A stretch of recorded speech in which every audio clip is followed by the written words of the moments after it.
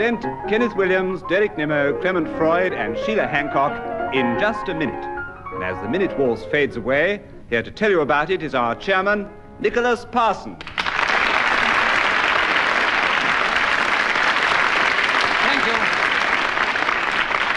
Thank you very much indeed, and welcome once again to Just a Minute, and of course a very warm welcome for these four scintillating players of the game, who once more I'm sure are going to enjoy themselves entirely for your pleasure and try and play Just a Minute, in which they will all try and speak at different times, we hope, on some unlikely subject that I will give them without hesitation, without repetition, and without deviating from the subject. The others may challenge them if they think they're guilty of doing any of these particular things, and if I agree with the challenge, they will gain a point, and if I disagree, they will give a point away. That's the way we play, that's the way we score, and let us begin this particular show with Clement Freud.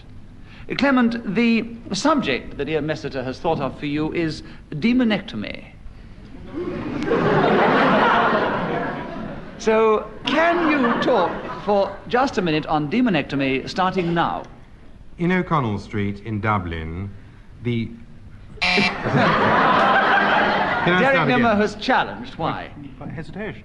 Yes, there was a definite hesitation, yes, and therefore I agree with your challenge. The subject matter obviously completely inhibited Clement.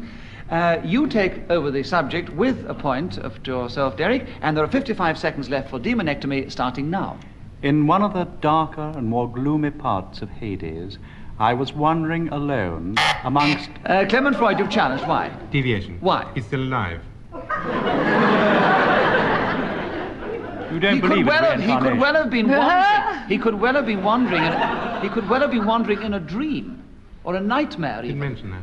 It didn't. He had only just started. It was a statement of fact. According to the way I see it, yes, and that fact could have been a dream. So he could not necessarily deviating from the subject. Therefore, I disagree with the challenge. Derek Nimmo gains another point and keeps the subject with 48 seconds left. Demonectomy starting now. And in my dream, there came towards me a man with a forked tail and a cloven hoof. And as he drew nigh, this demon necked at me. Kenneth Williams, why have... Repetition, he said demon twice. Said it before and said it just now. He said... Did he say... I said the subject on the card. He said actually demonectomy, and he did say demon, that's right, Yes, you you said did. demon You said it twice. first time. I know, I said this demonectomy, necked at me. Yes, and you've also said demon. So, Kenneth, you were listening very well, and you gain a point and the subject, and there are 38 seconds left for demonectomy starting now. This word, of course, means to have one cut out of you, like appendectomy, which is your appendix cut out. A demonectomy means to have a demon cut out of you. You go to this hospital. You've challenged. Well, the same challenge, repetition of demon. Derek, I agree with your challenge. You gain a point, and there are 25 seconds left for demonectomy starting now. I suppose the most classic case of this happened in St. Matthew's Gospel when Jesus Christ cast the demons into swine and sent them tumbling over a cliff. This was a very interesting... Clement Freud, why have you challenged? Deviation. That is not ectomy. No, it's not cutting out, that is casting out. Yeah. And it was a religious way it was done. It is not done by surgery, and I would Oh, brilliant, yes. therefore, I would... No flies on you, Nick. No flies on you. No, I you use know the your zip, stuff. actually. Thank you very much. Kenneth, you overwhelm me. Clement, you have the subject. You've gained a point. There are 12 seconds left for demonectomy, starting now. And in the capital city of Era, there lives this family called oectomy. Sheila Hancock, you've challenged. Hesitation? Yes, I agree. I'm sure Clement's getting something absolutely fascinating, but he can't quite find the words to get there. I agree with the hesitation, Sheila, so you gain a point and you speak up for the first time on the subject of demonectomy with 8 seconds left, starting now. So you are... Clement Freud, you've challenged. Hesitation. No, I disagree.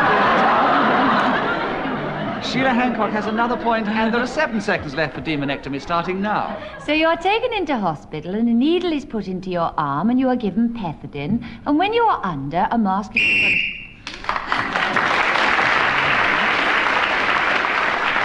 When 60 seconds is up, Ian Messiter blows his whistle, which, and whoever is speaking when the whistle goes gains an extra point. In this case, it was Sheila Hancock, who now at the end of that round has she's equal in the lead with Derek Nimmo. They both Well, have I'll 3 make the points. most of that because I don't think I've ever been in the lead before. You won once, I think, Sheila. Have You've I? done jolly well, yes. Don't Don't be so modest about your ability in the game. Kenneth Williams, will you begin the next round for us? The subject is getting ready to go out.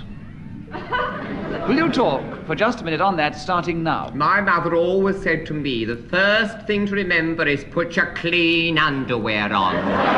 Because if you're ever caught in an accident and they undress you and find your dirty underwear, what will they think of you and your background? Which is very true, even to this day. So first thing I do is to check that part of the clothing. Then, of course, we have to have the handkerchief and the odd accoutrement that might come in handy on the journey, so to speak. Check the front door, check the water supply. Clement Freud, you challenge. Why? 2 checks. He's been checking rather a lot, yes. I agree with your challenge, Clement, so you take over the subject, having gained another point, and there are 26 seconds left for getting ready to go out, starting now. One of the things that takes longer than most is combing my hair. I find the less... Sheila Hancock, why have you challenged? Deviation. I just don't believe that. Looking at Clem's looking hair. at him, I couldn't believe it would take you longer than anybody else. You might decide to take longer, but Can you explain to us, Clement, why it takes you longer? Oddly enough, the less hair you have, the longer it takes to comb. I mean, in the old days, when I had as much hair as... Nicholas Parsons. Nicholas Parsons. It was a straightforward thing. Well, I am not going to judge. It's really, ask any bald man, woman, or child in the audience. I can't ask all the bald men and women and children in the audience to vote on this, but as it is obviously very difficult to judge if you're not, if you have as little hair as Clement Freud, I will let you be the judge whether you think it takes longer to comb a partially bald head or not. In other words, if you agree with Sheila's challenge, will you please cheer? And if you disagree with her challenge and you're on Clement Freud's side, will you please boo? And will you all do it together now? Well, all I can say, the cheers kept it up the longest. So I have to give it to Sheila Hancock, who has much more hair than Clement Freud. She takes over the subject of getting ready to go out, and there are 18 seconds left, starting now. It usually starts with a darn great row with whoever I'm going out with, because I am inclined to forget things, and I several times go outside and come back again. I have to fill my handbag with my powder compact, my lipstick, my keys. Then I have to put a clean handkerchief in my pocket, like Kenneth Williams, but usually I can't...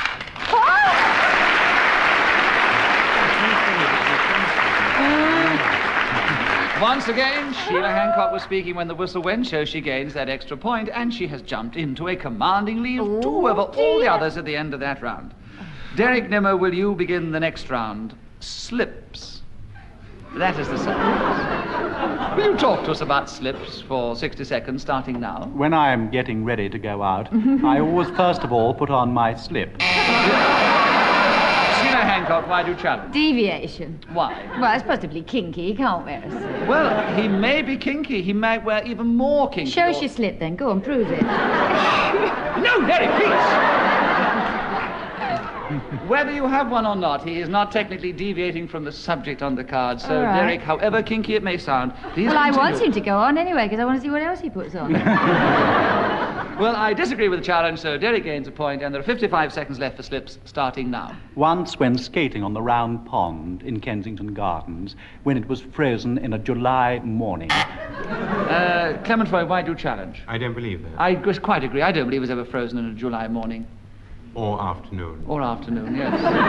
You have no imagination. Eh? No, I'm not going to give you your imagination. I think I could have given you before, not on this one. So, Clement Freud, you gain a point, and you take over the subject of slips, and there are 48 seconds left, starting now. I well recall when playing cricket at Wembley Park, the captain approached me and said, "Where will you field?" And I said, "Anywhere, as long as it's close to you." And he was fielding in the slips, which is how I became to be a wicket-keeper. The bowler took the ball and thundered down to the crease, delivered...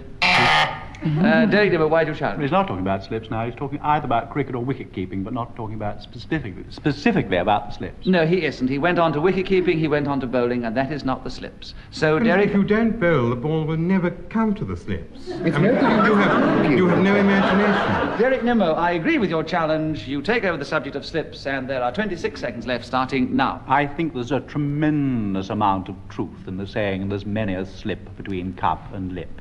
You have only to look at the way I am lifting this cup at this moment. Clement Freud, why do you challenge? Second cup. You gain a point, and there are 16 seconds left for slips, starting now. Before I get ready to go out and brush my hair, Sheila Hancock, why have you challenged? Deviation, he's talking about the last subject. Or the subject Well, he before could last. still, he hadn't got going. He could well have been going into the slips. He could well have been going to feel in the slips and combing his hair for that purpose. There are 12 seconds left for the slips, Clement, starting now. my brush slips and the needles impine themselves in my scalp, which is terribly painful. Kenneth Wynne's wife, you challenged. Deviation, there's no such thing as impining. Have you got a diction with you here, Messenger? Ladies and gentlemen, be honest, do you think there's such a word as impining? If you do, cheer, and if you don't, boo. All do it together now, please. So you have another point, and you have 5 seconds left for slips, starting now. Such impinction causing me... Kenneth Williams, you've challenged. Why? He said impinction, there's no such word. They have decided No, there is no. such a word as impine. Yes, but there's no past tense impinction. Kenneth Williams, you have the subject now. There are 3 seconds left for slips, starting now. I had to wear somebody else's slip once in this show in Southeast Asia. Clement Freud, why have you challenged? The subject is slips. Yes, but it was one of these many slips that he was wearing. So he's all right. He has another point, and he keeps the subject. There's 1 second left for slips. Kenneth, starting now. And I got this itching all over, and they said...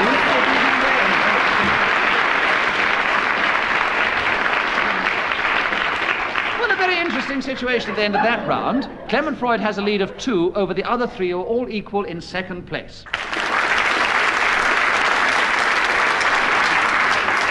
Sheila, it's your turn to begin the next round, and the subject is irresponsibility. So will you talk for 60 seconds on irresponsibility, starting now? I suppose the only time that you are totally irresponsible is when you are a baby, because then everybody does everything for you. Kenneth Williams, why have you challenged? Deviation, she's always irresponsible. I've seen her on occasion being most irresponsible. It's true. She rushes about, and yes, it's true. She's got this moped and a crash helmet, and she rushes about London being the most irresponsible and outrageous. I'm sure shouts she's quite rude capable of being epithets at irresponsible. people. Yes, and to say that she's just said she's only irresponsible when she was a baby, they're all lies. Absolutely lies. I said the only time you are irresponsible is when you're a baby. I was going to go on to this much. I'm sure that she can be irresponsible, and also she can be thoroughly responsible now. So therefore it is difficult to judge. I think the only fair thing to do is to leave the subject with Sheila and say that she has 52 seconds left for irresponsibility, starting now. I repeat that when you are lying in your pram with nothing in the world to concern you except how you suck your bottle or whatever you think. Kenneth Williams, you challenged. Well, it's deviation, sucking bottles. Yeah. Disgraceful. Yes, you don't suck the bottle in the pram, you suck the teat at the end of the bottle. Precisely, that's the point. Oh, get out. So I'll let you have that. Well, one, I Kenneth. used to suck my bottle. All right, so Kenneth gains a point, and he gains the subject of irresponsibility, which he illustrates beautifully for us. And there are 44 seconds left, starting now. This comes to us in moments of rhapsodic absent-mindedness. We suddenly fling off our inhibitions and we become irresponsible to a degree, sometimes alarming, viz. the behaviour of various governments we've all seen in our time behaving extremely irresponsibly. I would be hard put to... Clement Freud, why have you challenged? Hesitation. No. Not quite, no. I'd be hard put, he says. Might be hard. Is it a strange rest? Yes, but he was catching his breath. It's all right. Only just got away with it, Kenneth. I disagree with the challenge. You gain another point, and there are 17 seconds left for irresponsibility, starting now. It sometimes, of course, comes from senility, when the mind no longer has control of the body, and they say he is totally irresponsible. He can't help himself. Clement Freud, why did you challenge? Repetition. Of He what? said irresponsible. Yes, he's actually said it. You're allowed to your other subject 4 times. No, You're allowed Kenneth, to- will you... Kenneth, before you take your jacket off and really get down to a fisticuffs with Clement Freud, may I point out the subject is irresponsibility. Oh, well. No. You're only quarrelling over the titty bit. That's all. In this game, it's enough to quarrel over, I can assure you. But actually, you've used the word I was having a go there. I was throbbing with it there. Yes. You used the word irresponsibility, and you've said irresponsible 3 times. And so I agree with Clement's challenge. He takes over the subject. 5 seconds left. Irresponsibility starting now. So I turned to the 36 men, opened the lion's cage, and said, "Follow me here, and you will be..." As Clement Freud was speaking when the whistle went, then he gains the extra point, and he has kept his lead of 2 over Oh, you Kenneth mean Williams. Sheila's lost the lead? Yes. Oh, she's lost the lead. You're in second place, Kenneth. And Sheila's in third place with Derek. Kenneth, will you begin the next round for us? The subject is songs I love. Oh dear. This has rather shattered you, but I'm sure you can talk about it for just a minute. Starting now. There are so many of them, I would be very hard put to it to describe them. But of course, generally they've come under the heading of ballads. Songs my mother taught me comes immediately into my head. But then there is that beautiful Im wunderschönen Morgen Mai. Oh, how often have I thrilled to those beautiful notes. Clement Freud, why have you challenged? On the second beautiful. Or it might have been the third. Beautiful? Yes. Did he say beautiful? Yes, he did say beautiful before, that's right. Yes, you said it. I had to cast my mind back. So, Clement, I agree with the challenge. You gain a point. There are 12 seconds left for songs I love, starting now. My uncle, who was a musicologist, invented many forms of combinations of notes which, when put together, resulted in chanson, lieder.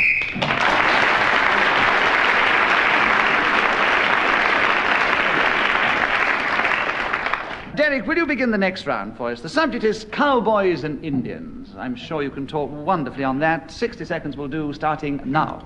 Now, I'm going to use this word in its English sense. A cowboy is, in fact, a small child who tends cattle, and not in the American way when it's really a man. And Indians I will use as inhabitants of that great subcontinent, and not as the indigenous inhabitants of North America. So therefore, I would like to talk to you about cowboys and Indians. In particular, about a little fellow or number of chaps who looked after these 4-legged creatures in a field near County Durham. And there's a little song about them. Where, oh dear. Oh dear.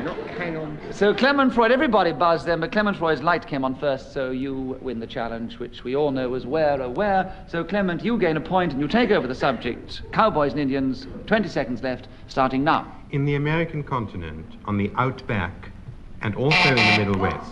Daring Nimmo, why do you challenge? Hesitation.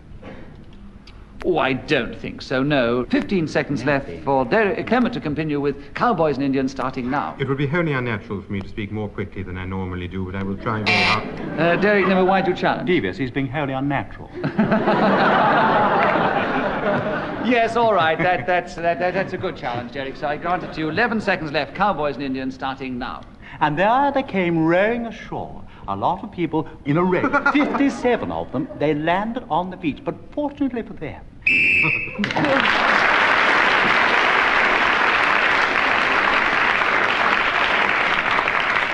Fortunately for them, we will never discover what happened. Derek gets the extra point for speaking when the whistle went, but he's still only in second place behind Clement Freud. Sheila and Kenneth are trailing a little. Sheila, I'd like you to be at the next round, if you can. Oh gosh, what a subject Ian Messer has thought up. It's chairing this show. What on earth are they going to say? Sheila Hancock, will you try and talk for just a minute on that subject, starting now? This is something that all the money in the world and all the wives in the world... Derek Nimmo, why have you challenged? Hesitation. Yes. I think I'm going to be quite different on this round, as it's called chairing this show. I'm going to say, yes, it was a good challenge, but I'm still with Sheila Hancock. I want to hear what she wants to say about chairing the show. You'll get your chance later. What do you want to say about chairing the show, Sheila? You've got another point, by the way. And there are 55 seconds left, starting now. Nothing in the world would induce me to chair this show. I think it is Derek Nimmo, why have you challenged? Repetition of chair the show. Yes, well done. Sheila's got another point, and 51 seconds left for chairing this show, starting now. Derek Nimmo, you've challenged. I thought Sheila might like another point.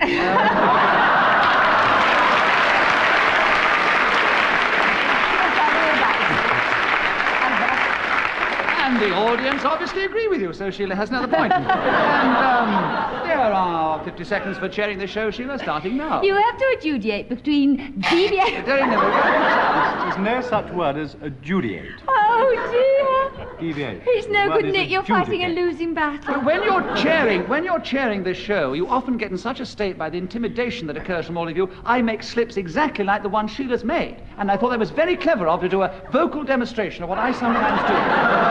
So Sheila has another point, and there are 47 seconds for chairing this show, starting now. Between deviation, hesitation, and repetition. When you're dealing with somebody like Derek Nimmo, obviously it is a very tedious job because he is an extremely bad sport. For instance, he is sitting with his legs up on the desk now, listeners, because he is so upset because Derek Nimmo, you challenge. Why? She's quite rightly calling me a bad sport, but she's not now talking about chairing the show.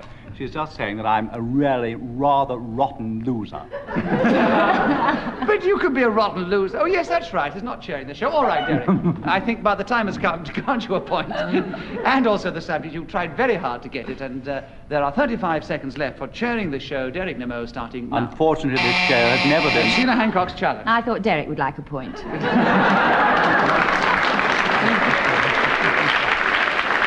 I must point out to you all, you've got to be very careful in this game, because while you might give points away in generosity to each other like this, you also might hinder somebody else who is doing very well without playing that sort of game. So, Derek, you continue with chairing the show. There are 34 seconds left, starting now. Well, if you are chairing this show... Derek Nimmo, you've challenged yourself. Might like another point. So Derek challenged himself, and I disagree with his challenge, so he loses a point. You can't lose a point. I can stay the same. And I can have the answer back. No, I disagree with the challenge, so therefore a point is awarded against Derek Nimmo. So that puts him back one. But you keep the subject, and you have chairing the show, Derek Nimmo, 33 seconds left, starting now. What you really need to chair the show is a man of great intelligence. Unfortunately, we never had this. We also need a person of humour. Kenneth Williams has challenged. Why? Deviation. Absolutely, So obviously absolutely. and patently untrue. Absolutely, Kenneth, I quite agree with you. Patently untrue, so Kenneth, you have gained a well-deserved point. In fact, and the speed with which you spotted it, too. So you take over the subject of chairing the show, Kenneth. 27 seconds left, starting now. We are very lucky to be in the hands of such a capable, Daniel come to judgment, I would say, on this show. Indeed. Clement Freud's challenge, why? Why didn't he say it? He has said it. A Daniel come to judgment, I would say, and he just said it, so he had said That's it. repetition, then. No, he didn't. You shut your great mouth, the nerve he's got. Try a bit harder. You might yet get in on the subject. We obviously all want to hear what you want to say about it as well, Clem. But I disagree with that challenge, so Kenneth gains another point, and there are 18 seconds left for chairing the show. Kenneth, starting now. To keep order all round, to be fair, and yet preserve an atmosphere of light-hearted charm and gaiety. This is no mean feat, and he's got the feet. Every time. Derek Nimmo, you've challenged. 4 feet. But his other feat was... Repetition of he feet. said this was no mean feat, which must have been spelled F-E-A-T. We don't And he know. said this time he's got the feet, which must have been F-E-E-T. Well, Because then you can't it's say he's deviation. got the feet meaning F-E-A-T, can you? So he was using a different kind of feet. And it was a great feat to do it. Do you agree? Do you agree with my decision, audience? Cheer if you agree with me, boo if you disagree with me. Kenneth Williams, you have another point. There are 2 seconds left for chairing the show, starting now. And I think it's in the most capable hands in the world.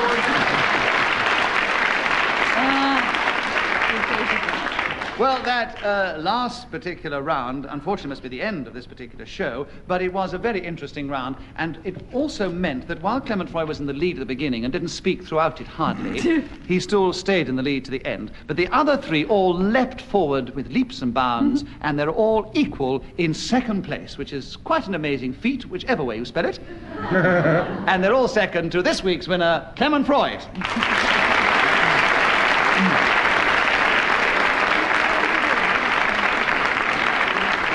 That you've enjoyed this particular edition of Just a Minute, and from all of us here, goodbye.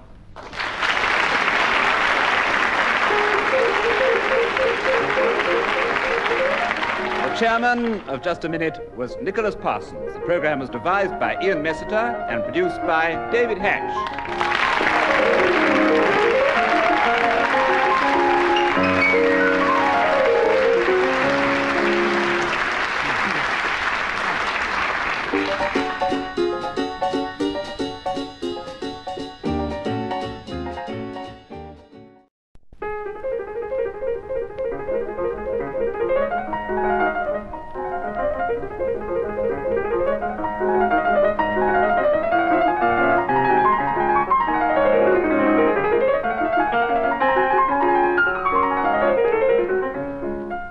We present Kenneth Williams, Derek Nimmo, Clement Freud, Sheila Hancock in Just a Minute.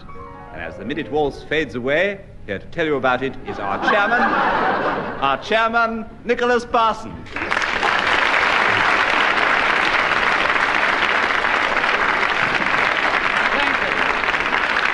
Thank you very much indeed, and welcome once again to Just a Minute. And as you've just heard, we have once again these four delightful players of the game who are just itching to show you their verbal dexterity and ingenuity. If you heard a little laugh when the announcer introduced the show, it's because they're already in the mood to play and they've been flicking paper darts at each other. May I remind you of the rules? I ask each of them to speak for just a minute if they can on some unlikely subject without hesitation, without repetition, and without deviating from the subject. If one of the others thinks they're guilty of this, they may challenge them, and according to whether I agree or disagree with the challenge, they will gain or give away points. That's how we play, and let us begin this particular game with Kenneth Williams. Kenneth, will you talk for 60 seconds on something for nothing, starting now? This is a phrase which sums up, of course, a myth.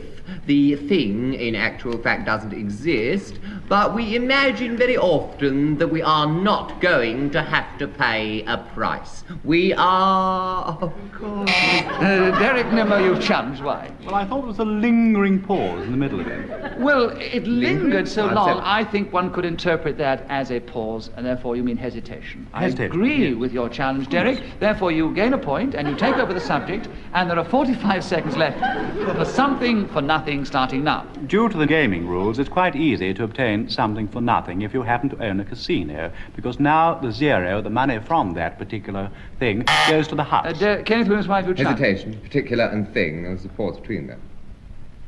Yes, but it's so difficult to judge. I don't think the pause was as long as yours. It was. No, it's very difficult to decide. I think it wasn't... You are the most partisan person.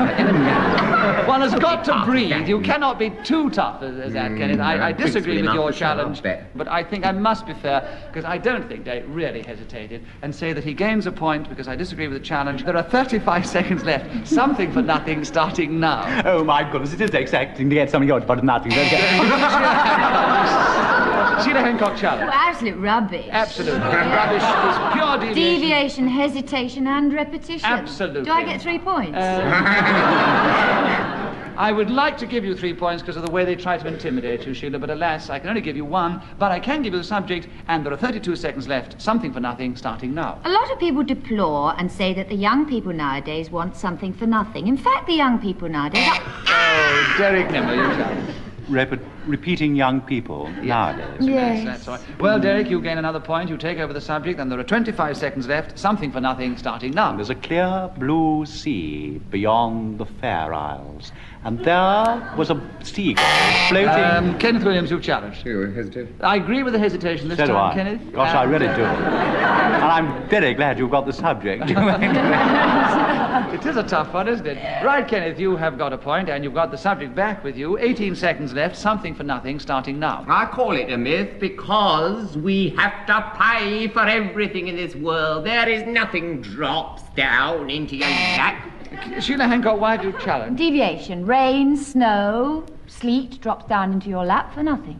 I hadn't finished. Oh. Well, I know. Could you just finish in order to justify... There's nothing just drops down into your lap without exacting its price. Well, rain, sleet, and snow don't exact Yeah, of course the they price. do. They exact their price by making you absolutely soaked to the skin. You get... There we are. That's not a price. Yes, it's a consequence. No, I'm sorry. I thought Kenneth was going to say that, but I had to be sure. So, Kenneth, I disagree with Sheila's challenge. You get a point. You keep the subject. 9 seconds left. Something for nothing, starting now. Of course, there are many people. Clement Freud, why have you challenged? Well, I haven't said anything today. Gets Can I another- say good evening? Or... You say whatever you like, and let's Thank get on you. with the game. Good. Would you like to say, Clement Freud would like to say good evening to the audience. No, I've said it. Are you sure? Wouldn't like to say it again? Well, all that means that Kenneth has got his extra point, and he has 7 seconds left. Something for nothing, starting now. The same with these rotten old premium bonds introduced to give people the idea. Hard work is the only answer. When the whistle goes, it tells us that 60 seconds is up. And I've leapt into the lead. Yes. Quiet a second, Kenneth. And whoever is speaking when the whistle goes gains an extra point. And this week it was, this particular round, it was Kenneth Williams. Yes, and there's no doubt about it, he has stepped into a commanding lead at the end of that Hooray. Oh, joyful day. Talking a load of rubbish. No, it's joyful for me. round. Yes. Oh, joy. Well, there's hardly anybody scored anything yet. And it's a very difficult subject to talk about anyway. Derek Nimmo, will you begin the next round? The subject is having my photograph taken. Will you talk for just a minute on that, starting now? I've only once had my photograph taken, and it caused me... Kenneth Williams, why have you challenged? Deviation. He's had it taken millions of times. I quite agree. I'm sorry. I'm talking in the sense of it being stolen.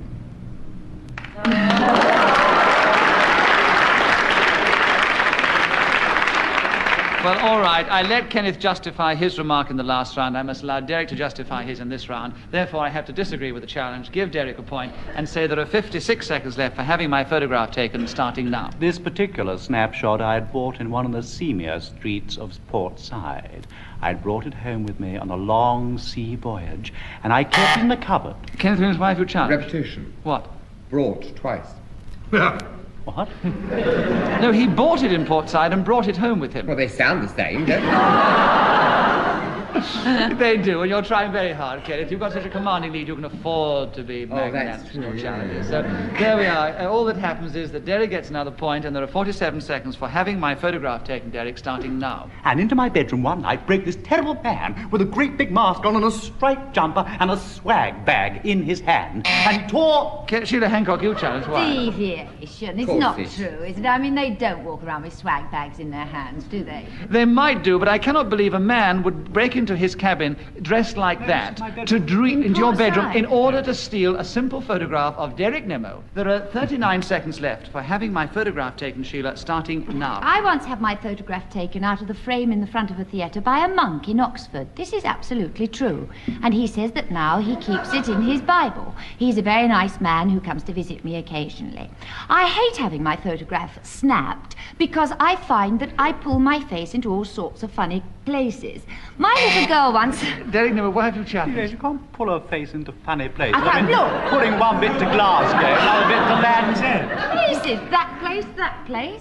If you've already used the word shape and you want to find another way to express something similar, and when referring to your face, I can't think of a better way on the spur of the moment to do it and say places. Oh. It was a rather clever bit of thinking on Yes, Sheila's part. fine. So I disagree with the challenge, which means Sheila gets another point, and there are 18 seconds left. Having my photograph taken, Sheila, starting now. When I was at school, we had our pictures taken, and the good lady told us to say the word cheese, and I forgot what she said and said sausages, with the result that I have the most extraordinary photograph of me taken at school.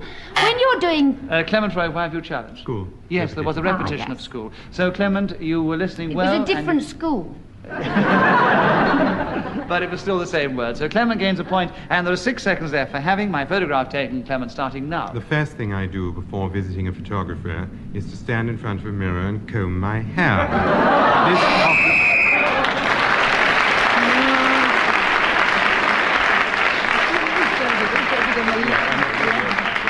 Well, as Clement Freud was speaking then when the whistle went, he gains that extra point. And Kenneth has a lead still of 1 over Derek, who has a lead of 1 over Sheila, who has a lead of 1 over Clement. Good Lord, it I really... Yes, isn't it exciting? The audience are agog. Let's get moving. Sheila, will you begin the next round for us? The subject is rose growing. Can you talk about that for just a minute, starting now? This is something I am peculiarly inept at. Whenever I grow roses, they get white stuff all over and little green flies, whereupon you have to spray them. A good thing to feed roses with is horse manure or mulch. You dig a great big hole round your roses and you put in your stuff. Clement Freud, you've challenged. Hesitation. Hesitation. She was trying to think of another word for manure. Is there another word for mulch? Yes, there is. Another What? word for manure, but we're not going to have it on this. So you hesitated, quite rightly. Clement Freud picked it up. He gains a point and takes over rose growing, and there are 42 seconds left starting now. I remember the child so clearly when she was only 5 years old, skipping around the water meadows, laughing and dancing. And then, when I next came to Lowestoft, Kenneth and his wife, you challenge. Deviation. He's talking about this person named Rose, whereas rose growing, we all know, refers to plants. Well, if it's a child called Rose, she must grow. Come off it. Don't try and get it that We've way, already Kenneth. discussed manure. What are you putting manure on? Sheila! You've got the audience magnificent on your side, Kenneth. Sheila was discussing manure and her roses. 30 seconds left for Clement Freud to continue on rose growing, starting now. it was in Yarmouth, 18 years later. Derek, number wife, you challenged. I hadn't expected to hear the word later, and I thought it was already in Lowestoft, so I withdraw my challenge. You can't withdraw a challenge, alas. If you get in too quickly and too keenly, all it means is you give a point away. Clement gains another point, and there are 26 seconds left. Rose growing, starting now. She was a matron, no less. Mature, 6'3". Sheila Hancock, wife, you challenged. Deviation. In that case, she's no longer growing. Yes. Well done. Brilliant.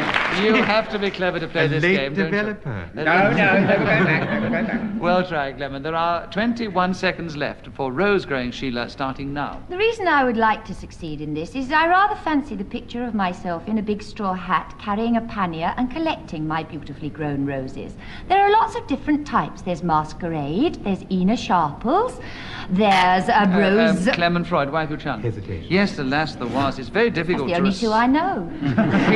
Peace. Peace, yes. Yes, Peace. Ina, Harkness, and all the others. Right, so, Clement, you've gained another point, and you have 7 seconds left for rose growing, starting now. Violet, indigo, heliotrope. Kenneth Williams, wife, you Because challenge. he's discussing violets, whereas the subject is rose growing. He actually wasn't discussing anything. He just said violet, indigo, and he hadn't got any We're just further. filling in. That's all he was doing, dear. Filling in. He's I got know. no idea. And you that believe- question rightfully should come back to me. Rightfully, it belongs to me. There's a right in my Kenneth. lap that's supposed to be flung back at me. I Kenneth, should have it. And you'll get it in a minute, I can tell you. Nobody can fill in better than you. I disagree with the challenge. I will give you a chance. You've obviously something to say on rose growing. I'll give you a chance. No, I haven't. Oh. Clement Freud gets another point because I disagree with your challenge. There are 5 seconds left for rose growing, Clement, starting now. Red, yellow, and pink blooms waving in the soft wind. And Derek, number wife, you We're challenge. not talking about rose growing, he's talking about fully developed roses that are blown in the wind. No. So he's deviating. growing. He's They were- talking about They roses obviously that have every day They'd they come grow off a in little. the wind if they weren't still growing. Oh, look, they're all being very clever. I'm going to let one of those difficult decisions, because obviously a rose to be alive must still be growing. I will let you, audience, be the judge on this one. If you agree with Derek Nimmo's challenge about deviation, will you cheer? If you disagree, will you boo? And will you all do it together now?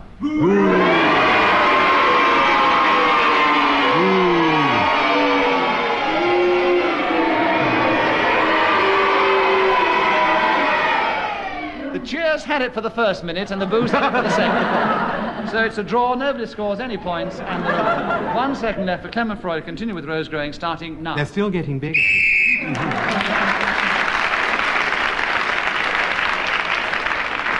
At the end of that round, Clement Freud has leaped from the original place, I don't know where it was now, into the lead, and the other 3 are in second place equal.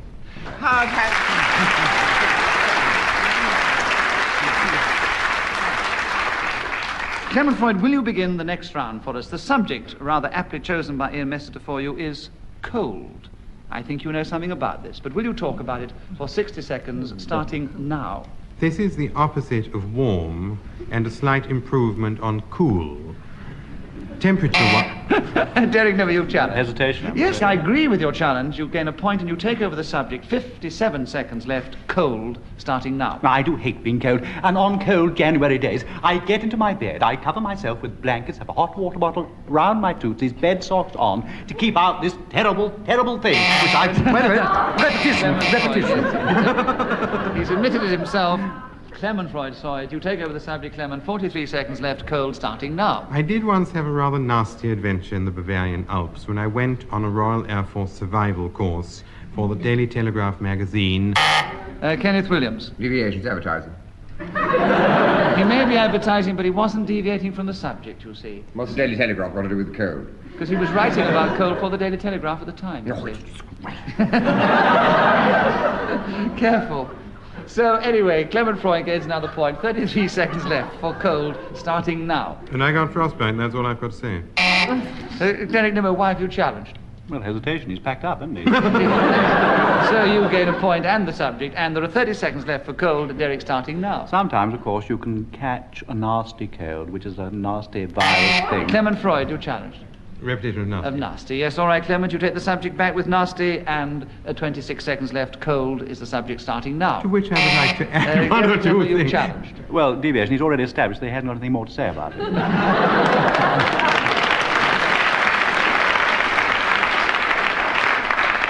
I think I must give you a bonus point for cleverness, but leave the subject with him, because even if he's got nothing else to say about it, he must, in this game, try and continue. Yes, well, then it must be repetitious if he's already said it. No, I've given you a point. I'm not going to give you 2 points. Derek, you've got a point. The subject's still with Clement. 19 seconds left. Cold, starting now. I have seen people freeze, not to death, but to a state... Kenneth Williams, why have you challenged? Deviation, because freezing is not... Well, the subject is cold.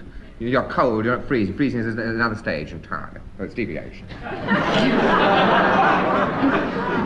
You've got to be... You've got to be at least cool to freeze. I mean, you know... Before you freeze, you've got to be cold first, haven't you? Well, you're giving it to him again, aren't you? Is that it? Clement, would you like to give it to Kenneth? Because he's a bit frozen in the corner there. And I think it's only fair that he because he's tried very hard and he only just failed. He's done very well. He's done very well, yes. So there are 18 seconds left for you, Kenneth, on cold, starting now. I got this cold and all my sinuses became inflamed. And they said to me, your nose will have to come off. They said, the whole nose will have to come off. Before your nose does come off, can I find out why Derek Nimmo challenged you? Well, sinuses.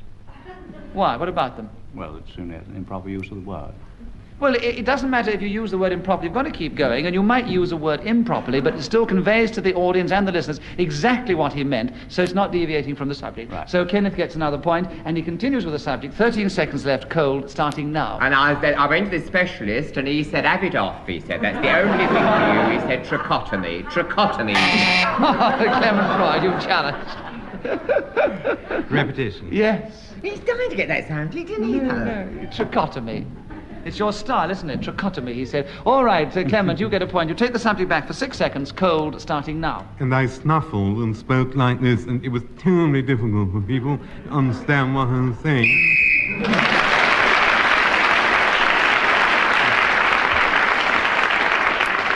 Well, Clement Freud, giving that demonstration of how he normally speaks, gives him an extra point because he was speaking when the whistle went, and he now has a very commanding lead over the other three.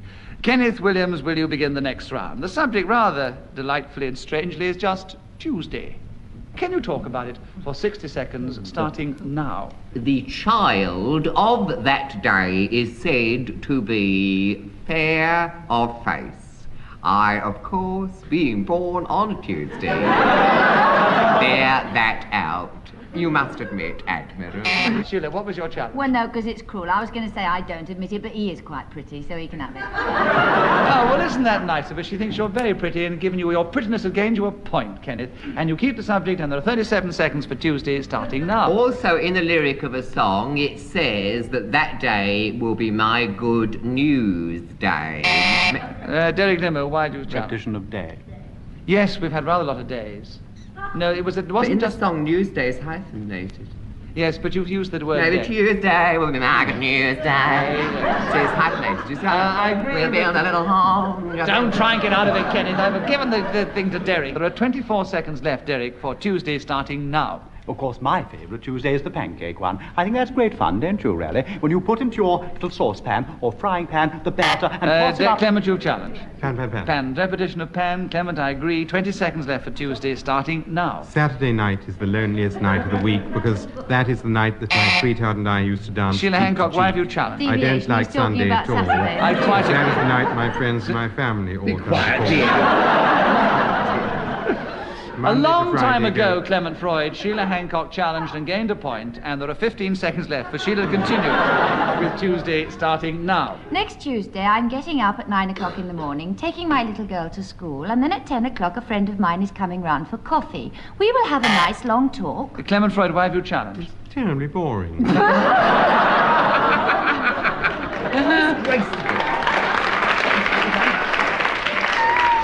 Oh, if you were the friend who was going round on Tuesday, it could be very exciting. But it's All not that wait while the children went off. but either way you look at it, it is still not deviating from the subject. So Sheila gains another point, keeps the subject. 6 seconds left, Tuesday starting now. We usually talk about our sex lives and our friends, and then at lunchtime... Derek Nimmo, why have you challenged? Well, knowing Sheila's sex life, that's devious. Now...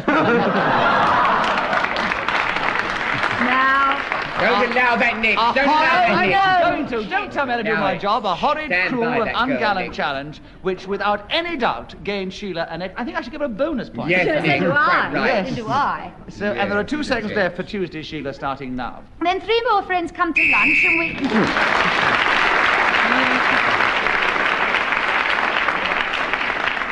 I did think her Tuesday getting a bit devious then, though, didn't you? Anyway, Sheila, you have now leaped into second place alongside Kenneth and Derek, who are all trailing behind our leader still, Clement You're Freud. trailing. But he's trailing in good company. And she begins the next round, memorizing names, Sheila. Can you talk about that for just a minute, starting now? Many years ago, I was lucky enough to be in a show with a venerable lady called Bethany Seiler, and she taught me a little trick which I now am old enough to use. Derek Nimmo's putting me off. Clement Freud, you've challenged. Deviation. Why do you think it was devious? She got away from her subject and talked about Derek. Yes, good. Trying to show his airy chest, that's all. Derek, can you continue? So, are you quite comfortable? I must tell the listeners, Derek Nimmo is undressing. It's amusing the audience. It's completely put Sheila off her style. Of course it has. I'm not used to this sort A of behaviour. button has burst off his shirt. Devious though my sex life may be, I'm not used to being on panel games where gentlemen Derek, sit. will you put your tie in your pocket, please? No, thank you. Be a good boy. Now, are you quite composed again, Sheila? Yes. Well, there are 47 seconds left for memorizing names, starting now. And this lady told me that the thing to do when you forgot somebody's name was to say, I am so old, help me. I always make a habit of when I'm introducing myself. Clement Freud, to why have you people. challenged? Repetition. What of? Always making a habit. Oh, Yes, come you- off Did it. I say that before? Yes, you did actually say I always make a habit. She yes. didn't. I did. She didn't. He's saying that is repeating. Always make a habit. He said Oh, that I before. understand. All right, you're just... It is. It's wonder, Sheila. Look, stop it trying to set up the whole thing. All right, Sheila has another point, and the subject is memorizing names, and there are 37 seconds left, Sheila, starting now. Having great trouble in that direction myself, I introduce myself very firmly, even to my own mother and my own husband. I feel it's only fair that you should establish clearly who you are. Then they don't have Kenneth the Williams, why do difficulty you of challenge? Deviation. memorizing I've seen her names. meet her mum, and she doesn't never say, I'm Sheila Hancock, ever. Because her mum knows. She might wish to, even as a joke, so she has not technically deviated from the subject on the card. Oh, let him have it. I can't think of anything more to say. Alas, Sheila, you've still got it, and there are 27 seconds left for memorizing names, starting now. Nicholas Parsons, Kenneth Williams, Derek Nimmo, Clement Freud, Derek Taylor, John... Clement Freud, why have you challenged? Repetition of Derek. Yes, we've had far too many Dereks. Well, I happen to know a lot Clement of Freud, Dereks. I agree with your challenge. You take a point and the subject, and there are 19 seconds left. Memorizing names, starting now. I once read a book on this very subject, which was written by a hairy Polish gentleman. Kenneth Williams, why have you challenged? Deviation. He didn't know the author, therefore he could never have known he was hairy or not. Absolutely right. He couldn't have known the author of the book. So, the subject is with you, Kenneth, and there are 13 seconds left. Memorising names starting now. Whenever they say to you, you know me, you should always say, well, of course I do, and how's Muriel? That is the only way to appear au fait apropos the remembering of names, unless you do it in a sort of penmanship.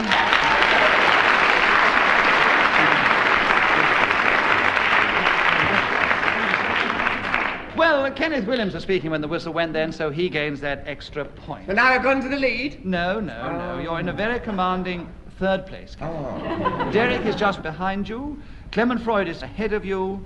And 1 point ahead of Clement Freud is this week's winner, the person at the beginning of the show said, I don't care because I never win, but this week she has Sheila Hancock.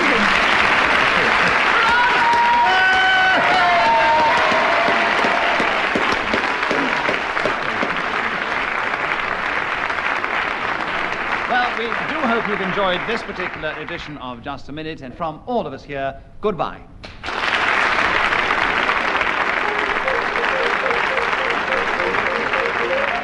Chairman of Just a Minute was Nicholas Parsons. The program was devised by Ian Messiter and produced by David Hatch.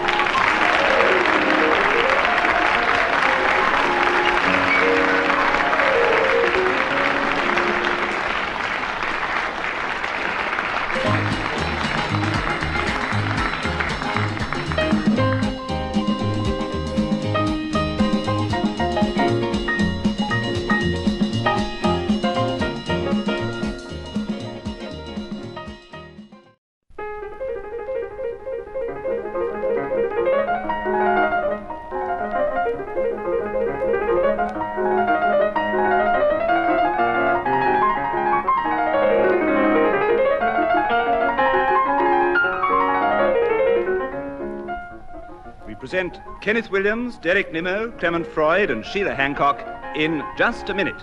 And as the minute waltz fades away, here to tell you about it is our chairman, Nicholas Parsons.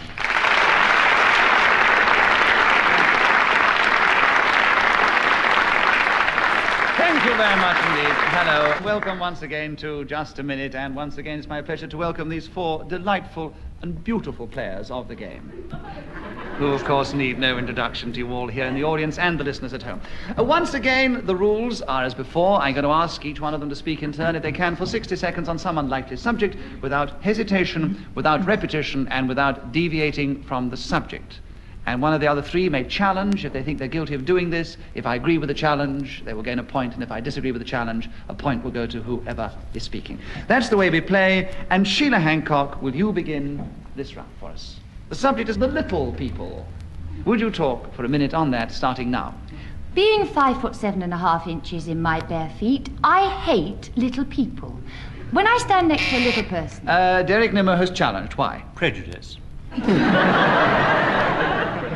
It's a very nice idea, Derek, but alas, it has got nothing to do with the subject, and therefore it is not a correct deviation. Sheila has a point, and there are 53 seconds left for the little people. Sheila, starting now. The reason being, when I stand next to one of the little people, I feel tall and gawky and nasty. I want to smash the illusion that little people are frail and don't quite know how to cope with life. In fact, little people like Kenneth Williams... Clement Freud, you've challenged. Why?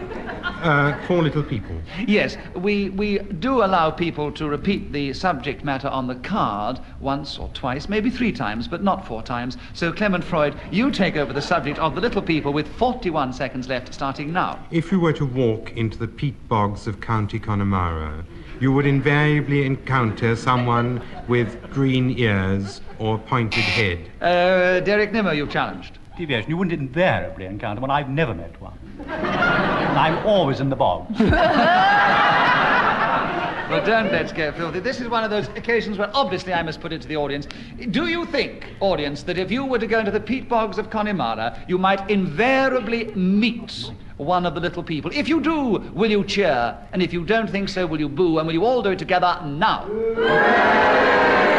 They don't think you invariably meet the little people in the bogs of Connemara. So, Derek Nimmo, you gain the subject and a point, and 31 seconds left for the little people, starting now. I once played in a pantomime at Chiswick Empire with 17 German dwarfs. It was New Year's Eve, and I invited them back to my caravan, and I gave them ordinary-sized glasses of gin and tonic. Whereupon... Kenneth Williams, why have you challenged? Deviation. You couldn't possibly get 16 dwarfs into a caravan. Actually, it's totally true, actually. Well, I should think, actually... I think What it was must... the pantomime? What was the pantomime? Let us just deviate too much. I think it must be extremely uncomfortable, and especially with giving them large glasses of gin or whatever it was he gave them. But strictly speaking, he hasn't deviated from the subject, Kenneth, so well tried. Derek Nimmo keeps the subject, gains another point, and there are 20 seconds left for the little people, starting now. They became intoxicated very rapidly, which surprised me, and one called Rudolph... Clement Freud, why did you challenge? Deviation, why should it surprise you?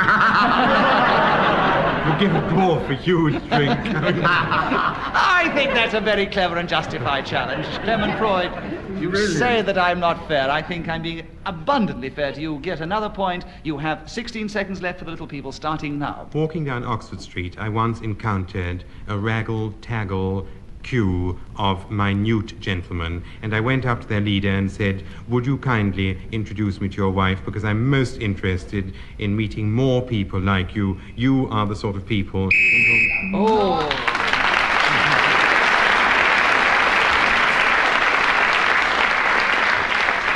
Very lucky. He said people just as the whistle went, and as he was speaking when the whistle went, Clement Freud gets that extra point. I wish, listeners, you could have seen the look on his face. He didn't know what on earth he was talking about.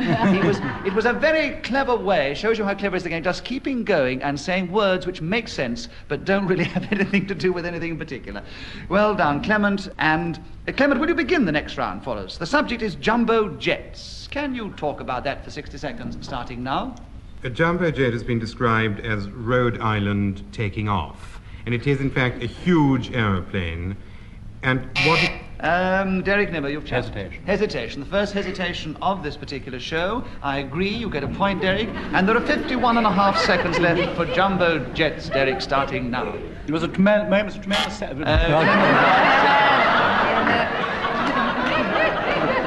You don't need to say, Clement, you get the subject back on the same challenge and a point. And there are 50 seconds left for jumbo jet, starting now. Advertising this plane at the moment is a campaign saying, look big, long legs, fly jumbo, which is an awful insult to the little people. You can imagine Henri Toulouse-Lautrec going to London Airport, for instance, and seeing this message. Sheila Hancock, why have you challenged? Deviation. There weren't aeroplanes when Toulouse-Lautrec was alive. He did actually say you can imagine. Oh, well, he might, but I can't. So, as he wasn't strictly deviating from the subject, bad luck, Sheila, I must be fair and keep it with Clement Freud, with 35 seconds left for jumbo jets, starting now. What is sad about jumbo jets is that they're very large and very difficult to service, so the cabin staff who are employed... Kenneth Williams, why do you challenge? The fact that the aeroplane is large is not sad. It's just a fact. It's just a fact. It's large. Agree. Well, yes, there's I quite deviation. agree. Deviation. Yes, you deviation. When Clement Freud said someone it was surprised and he wasn't, I let Clement Freud have it. I will let you have it because it is not Quite sad. right. No, I quite agree. You have a point and you have the subject, Kenneth, with 27 seconds for jumbo jets, starting now. The title, of course, owes its origin to the hugeness of the animal after whom it...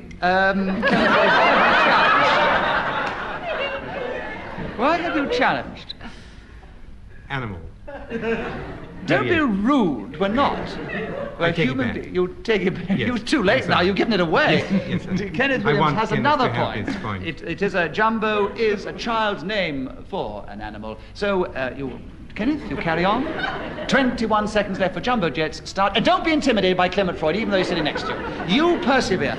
21 seconds, Kenneth. Jumbo jets starting now. And it also shares another characteristic of that creature, because they are famous for never forgetting. And this aeroplane is famous in the same... Derek Nimmo, why have you challenged? Repetition of fame. There was a repetition of famous, alas. Oh, well, I was having a go. Well, you had a very good go, but Derek has a point, and he has 8 seconds left for jumbo jet starting now. I once went to the Elephant House in Regent Park Zoo, and there I got a great jumbo jet right in my face, because I... Kenneth Williams, why you challenge? Deviation. I mean, obviously, if he had a jumbo jet in his face, he wouldn't be here today. Well, we've only got to believe he got it and he's still here today, so, you know, seeing is believing, and alas, no, he hasn't deviated from the subject. So he gets another point, and 4 seconds left for Jumbo Jet's Derek starting now. And I was terribly wet, and I went round to the man with the looked after the elephants, and he gave me a bun, and I said, thank you very much for the bun. This is very kind of you to say. I'm sorry, thank you've you. been challenged. You've been challenged. You had another Jumbo Jet in your ear hole then. And Hesitation. Hesitation. Hesitation? I've never talked so rapidly in my life. I know you talk so rapidly that some of the people actually missed the sort of that occurred, which Clement Freud picked up. So I must be fair and give the subject to him with 1 second left on Jumbo Jet's Clement starting now. First class. And Derek Nimmo was challenged. Why do you challenge? Well, deviation. You couldn't possibly talk about jumbo jets in 1 second.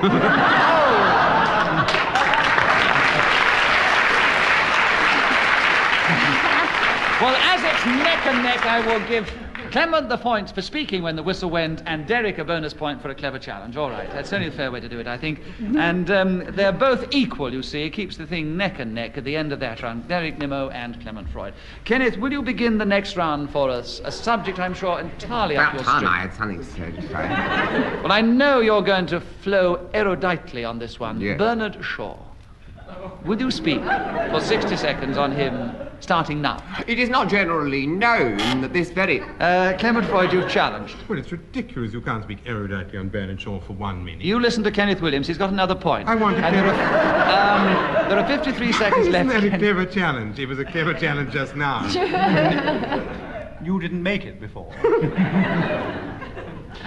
Kenneth Williams, you have 53 seconds for Bernard Shaw, starting now. He wrote several novels, a half dozen actually, before he achieved any success, and that was not with the same thing. It was, of course, with playwriting, and during his period as an alderman of the vestry of St. Pancras, he was up 6:30 in the morning to write...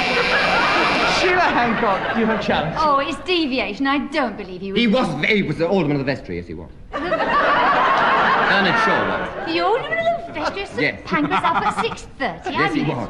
I don't know about it. I don't know. What Are is you challenging on the- I'd like to know, Sheila, are you challenging on the fact he got up at 6:30 or that he was an alderman of the vestry? Deviation. I don't think Bernard Shaw ever got up at 6:30. Which platform? I'm sure he many times got up at 6:30. He was She don't know alderman of the nothing vestry. for nothing anyway. Anyway, what have you challenged for, Derek? Nothing from nothing. Really. Nothing from nothing. Sheila, Kenneth Williams has a point because he was an alderman in the vestry, and the 35 seconds left for Bernard Shaw, Kenneth, starting now. Began so early in the morning that even Mrs. Patrick Campbell was heard to exclaim, "Your eyes are so far apart, I think I'll have to take a taxi." Because we had to do that. Then, of course, came the great success of Pygmalion, which, as we all know, took London audiences by surprise when that famous epithet was uttered, not something like... Well, I won't say it. Sheila Hancock, you've challenged. Why? Deviation. It wasn't not something No, like but I this. wasn't saying the word because it's rude. Well, if you lead yourself into that impossible situation, Kenneth, I'm afraid you lose a point, at least the other way around. Sheila, for challenging... I was just trying to behave like a gentleman, that's all. Well, we all suffer in this game. I mean, Clement smarting because I gave a jumbo jet in 1 second to Derek Nimmo. He'll be upset in a minute because I've given something to Clement Freud. I won't You're be. upset at the moment. Sheila Hancock is not upset at the moment because she has the subject, and there are 9 seconds left for Bernard Shaw. Sheila, starting now. One of the things this gentleman was famous for was his correspondences with various actresses. Ellen Tech. Clement Freud challenged. Hesitation, yes. Everybody challenged at once, but Clement Freud's light went on first, so he gains the point and the subject. 4 seconds. Bernard Shaw, Clement, starting now. Bernard Shaw said that if you hit yourself on the head with a book and... Can I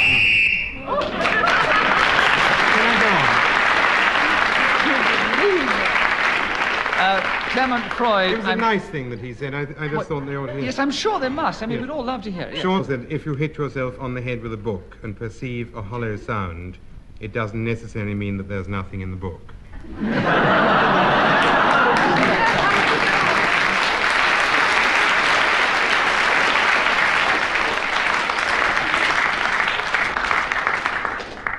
Sheila Hancock, it's your turn to begin the next round. The subject is keeping the peace. Can you talk about that for 60 seconds, starting now? This is something upon which I am an expert. At home, I have a cupboard full of pieces of crockery, and it is a result of having kept the peace when I've broken something, with the idea that eventually I should mend it. One day, I'm going to put all these pieces together and make one huge pot of different assorted fragments. Another way of keeping the peace is between children when they are squabbling, and the thing to do is to lock one in the lavatory and one in the outhouse, and not say anything to them. And backstage, before we come on, Clem Freud does a good job between Kenneth Williams and I. But we are inclined to come to blows. However, I love him very much, and in the end, I don't hurt him because he is a nice little fella. I have also... Clement Freud, you're shouting.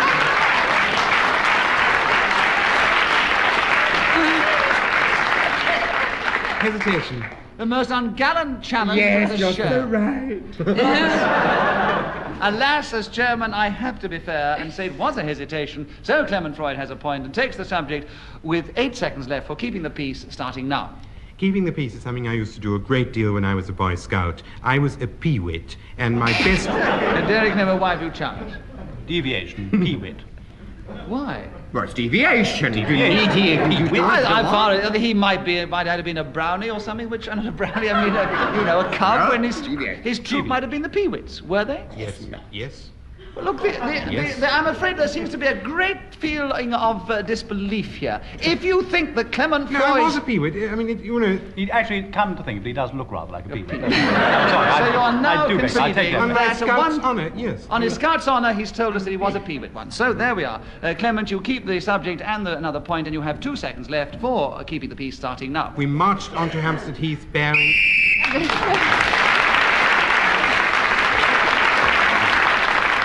Keeping the peace and peewits and the whistle going as he was speaking came Clement Freud. 2 more points. And Clement, it's your turn to begin the next round. The subject is the perfect breakfast. Will you speak about that for 60 seconds, starting now? Ideally, the perfect breakfast should follow the perfect dinner. On the morning after the meal, you arise...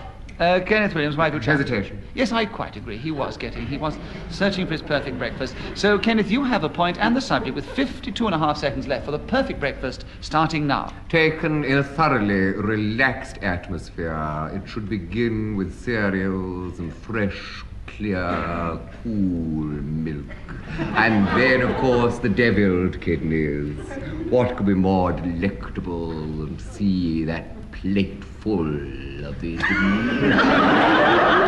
fried eggs and crisp bacon. The aroma itself, it really gets me going. I'm throbbing there when I smell it, you know. And the crisp toast, of course. Clement Freud, you challenge, why? Crisp. Yes, we've had crisp before. We had crisp bacon, now we've got crisp toast. I must say it was an object lesson, Kenneth, in how to keep going without stopping and making Well, I your was work. trying to elongate me vowel. I know you, and you achieved it too, so I was elongated. hanging it out a bit, I must Yes. admit. Anyway.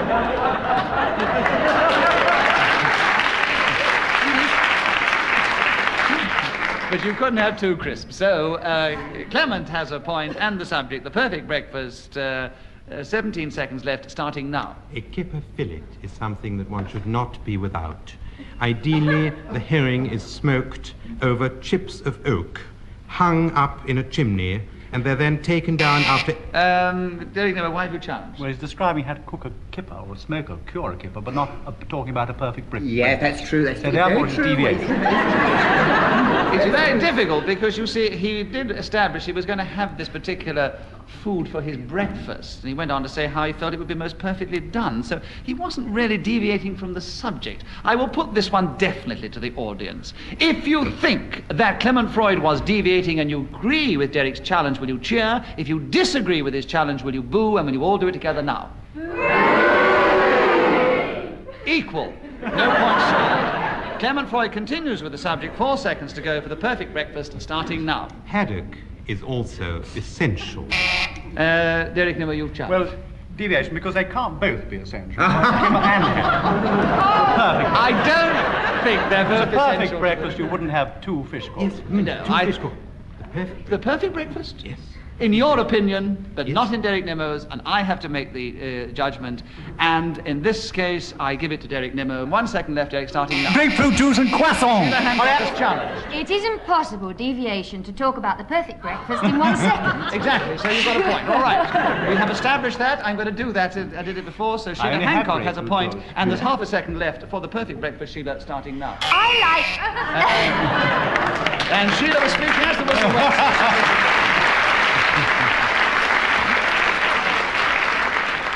Clement Freud is still in the lead in this needle match, and Kenneth Williams is going to begin the next round, and the subject is Fibs, I have told.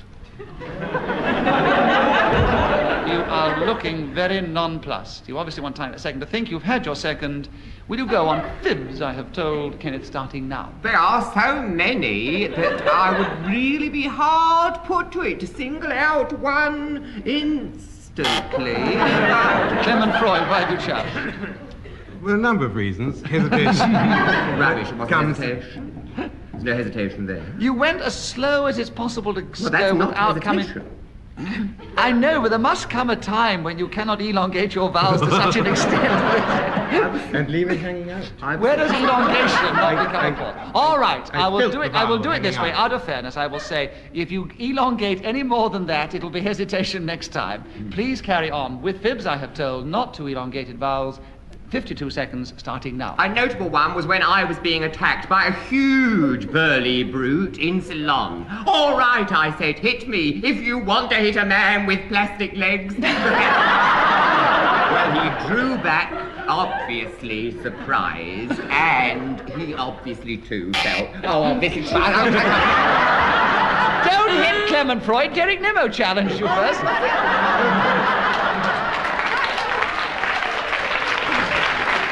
So, Derek. Yes, a repetition of obviously. Derek, you take over the subject of Fibs, I have told, but there are 34 seconds left, starting now. I once told a fisherman in Norfolk that I was the Duke of Somerset. This surprised him, and he took me out for a long sail in his ship. And I got onto the boat, and the most extraordinary thing happened. The wind blew up. Kenneth Williams, why have you challenged? Deviation. He's began with a ship, and it's now become a boat. Well, you can't repeat it. What was that? You can't repeat the thing. No, you can't repeat it. And after all, It could have been a vessel. For a ship to then become you'll a say, boat. why is his ship became a vessel? Sometimes, you know, sometimes real seagoing people do refer to their ships as boats. And I've heard them even talk about the Queen Elizabeth as a boat. So this is shipping parlance, and I thought it therefore... was a very good challenge of Kenneth. I know you did, because you're on his side, and No, you're no, only no, 1 no. point. You're equal with Derek No, no, Nimmo, so nothing it's a to do with- needle match, nothing to do and it's with very that. difficult Nothing to to do. judge, especially when you try to brown me. Derek, I'm with you. You gain a point, and there are 19 seconds left for Fibs, I have told, starting now. Going into a greengrocer's in Halifax, I said, are those peas? And the man said, why do you say that when you see quite obviously they're beans? I said, I want to tell you a fib. He said, why? Now, I said, it's curious that you should ask me this, because as I was wandering along the street round the corner, 2 but 4 from the left, I thought, why can't I go?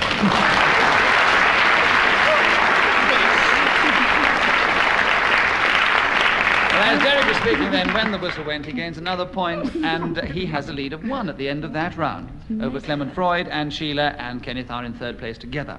Derek, it's your turn to begin the next round, and the subject is what I shall leave out of my autobiography. And I can tell you right away, I'll leave a few of those fibs out for a start. Anyway, 60 seconds starting now. I shall leave out from my autobiography any suggestion. Sheila Hancock, your challenge. Whatever, hesitation, Yes, I'm autobiography. afraid it's probably going to be the last round, and obviously all going to be tough, so I have to be tough with you here, Derek. Sheila has a point. I There don't are mind. 55 seconds left for what I shall leave out of my autobiography, Sheila, starting now. I shall definitely leave out my early life because it is the part of a biography that I always skip. I find it... Derek, number why have you challenged? Well, the subject is autobiography, not biography. Did she say biography? Yes, I She did. said biography. Yes, I did. But it's deviation, still correct. All right, he can have it because I don't want to say what No, I'm it's going to still, do. it's still not deviating from the subject. Well, it's a different subject. An autobiography is written by the person. Yes, but she lived might the have been life. going on to say what I shall leave out of my biography has got nothing to do with what I shall leave out of my autobiography. We don't know. I mean, it's not actually deviating say from the that. subject. She didn't say it, but we weren't to know. But I was talking... Sheila has a point, and there are 47 seconds left for what I shall leave out of my autobiography, Sheila, starting now. I shall also definitely definitely leave out the fact that I played in a game called Just a Minute, because sometimes it got very ugly. People like Derek Nimmo were incredibly cruel to me. Clement Freud, why have you challenged? Deviation. Why? There are no people like Derek Nimmo.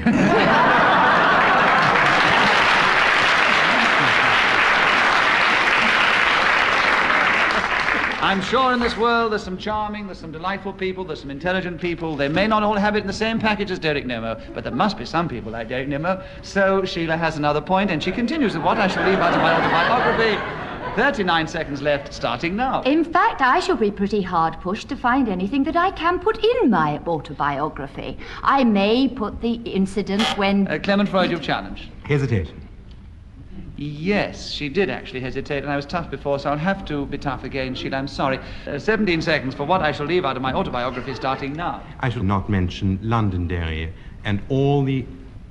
Derek Nimmo, you've challenged. Hesitation. Hesitation, I agree. 12 seconds left, starting now. I shall leave out of my autobiography the time that I spent in a monastery in Cyprus, because there I found out all sorts of extraordinary things about the sacred mushroom. There they were.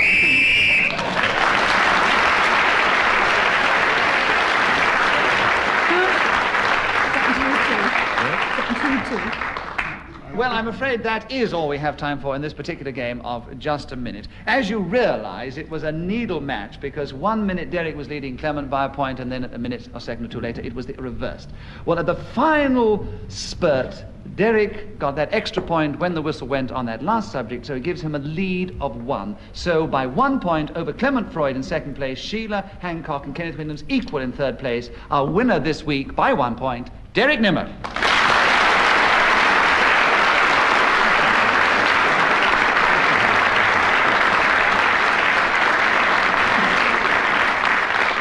I would say it was almost a moral draw, because they were so neck and neck. Anyway, we do hope you've enjoyed this particular edition of Just a Minute, and from all of us here, goodbye.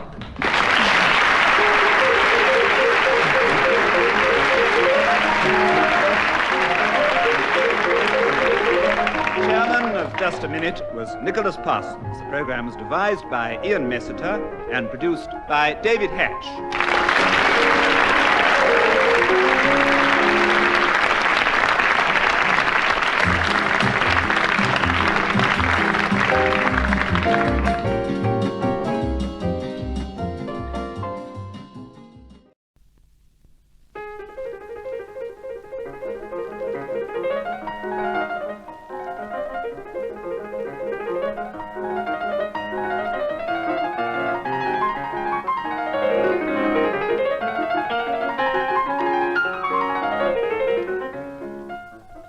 Present Kenneth Williams, Derek Nimmo, Clement Freud, and Sheila Hancock in Just a Minute. And as the minute waltz fades away, here to tell you about it is our chairman, Nicholas Parsons.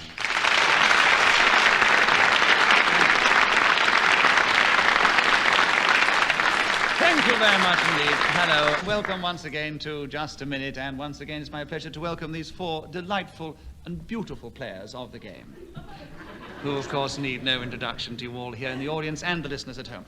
Once again, the rules are as before. I'm going to ask each one of them to speak in turn, if they can, for 60 seconds on some unlikely subject, without hesitation, without repetition, and without deviating from the subject. And one of the other 3 may challenge if they think they're guilty of doing this. If I agree with the challenge, they will gain a point, and if I disagree with the challenge, a point will go to whoever is speaking. That's the way we play, and Sheila Hancock, will you begin this round for us? The subject is a nice cup of tea. Would you talk for a minute on that, starting now? When I was very young, the first song that I remember my mother singing to me was, I like a nice cup of tea in the morning, and a nice cup of tea at night, and at 11:30. Derek Nimmo has challenged. Why? Well, your mother was repeating herself. Well, that's my mother's fault, not mine. What was she repeating, Derek? A nice cup of tea. A nice cup of tea is in the morning, actual nice subject matter. What is the subject matter? Derek Nimmo, the subject matter on the card is a Yes. nice cup of Oh, well, tea. never mind, And we okay. have established in this game that you can repeat the subject matter at least Yes, 2 or 3 of course times. you can. So, Derek Nimmo, I disagree with your challenge. Don't try and get out of it by pretending you're being Yes. frightfully magnanimous, because all that happens is Sheila Hancock gains a point, Yes. because I disagree with your challenge, and if you don't shut up, you'll lose another point. And there are 47 seconds left, Sheila, for a nice cup of tea starting now. And at 11:30, my idea of heaven is the thing that Derek Nimmo says I mustn't say. I like a nice cup of tea first thing when I wake up in the morning, and I give one to my mother and the dog. Derek, Clement Freud, you've challenged. Why? We've repeated Mother. When Mother did started and Mother she's was just there. come She back in caught the again. song in the first place. Yes, that's right, she did. Mother has come back in again. She Yes, raised so- her ugly I head. thought she did a nice singing voice. But alas, we can't have a repetition of Sheila's mother in this particular show because she can't say it more than once. I agree with your challenge, Clement. You gain a point, you take over the subject, and there are 25 seconds left for a nice cup of tea, starting now. There are many who think that the nicest of all possible cups of tea is lemon tea served with ice. And this should be sweetened not with sugar, but with a syrup made by using the... Kenneth Williams, you've challenged. Hesitation. Oh, well. By using the... He did hesitate at one point. No, it's unfair to ask I you admit where. it. Yes, I know. You're a sport. You're a sport. No, he did hesitate there. Yes. Kenneth, you take the subject over of a nice cup of tea, and there are 8 seconds left, starting now. I am often referred to as a nice cup of tea. And Clement Freud, you've challenged. Hesitation? He was waiting for the audience laughter to You've die got- down, you which is can't talk that entirely through justified.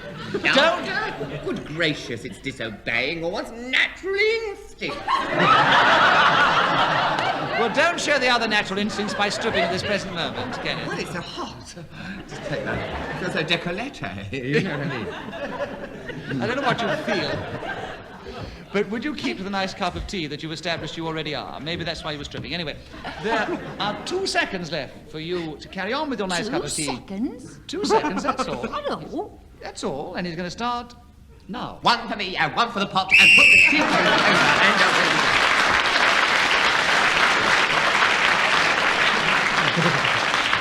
Yes, go on. Go on, No, tell I him who's in the just lead. wanna- Go on, tell him who's in the lead. Just contain yourself a minute, because I do want we might have somebody who's never heard the programme before and would like to know that that whistle was blown by Ian Messiter, who thought of the game. Oh, they're not interested in him. Tell him who's in the lead. And they would definitely like to know that that whistle tells us that 60 seconds is up. Yeah, but tell him who's in the lead. And I'm sure it's very important that they should know that whoever is speaking when the whistle goes gains an extra point. And I'm sure they'll be fascinated to hear that at the end of that first round, Kenneth Williams has a commanding lead.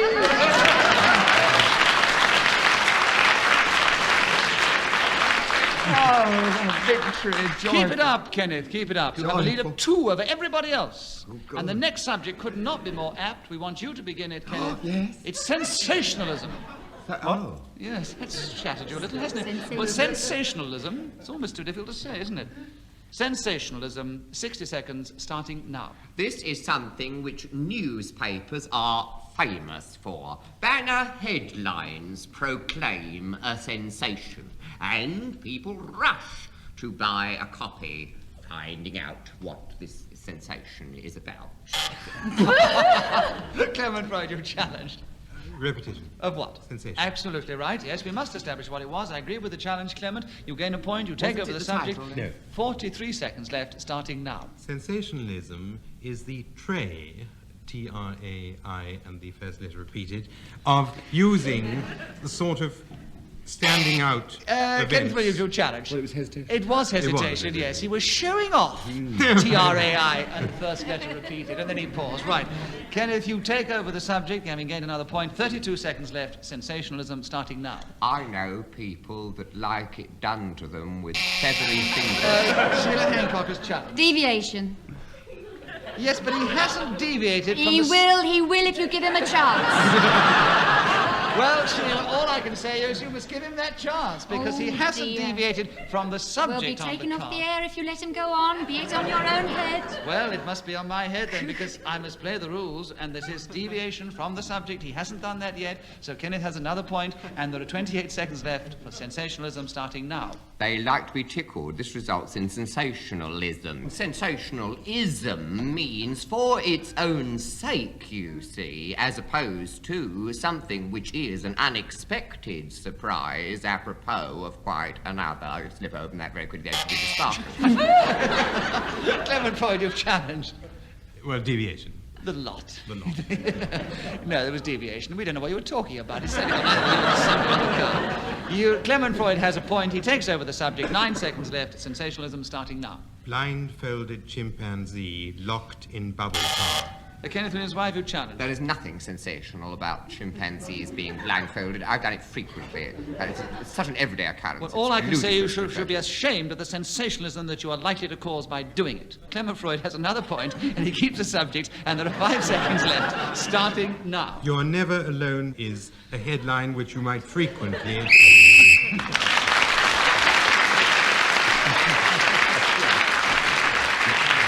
I'm sure you'll agree, listeners, that some of the subjects that Ian Messler thinks up are very difficult for me to adjudicate on. I hope I do it fairly. But now at the end of that round, Clement Freud and Kenneth Williams are equal in the lead, and Derek and Sheila are trailing more than somewhat. And Clement Freud, it's your turn to begin the next round. The subject is pleasure.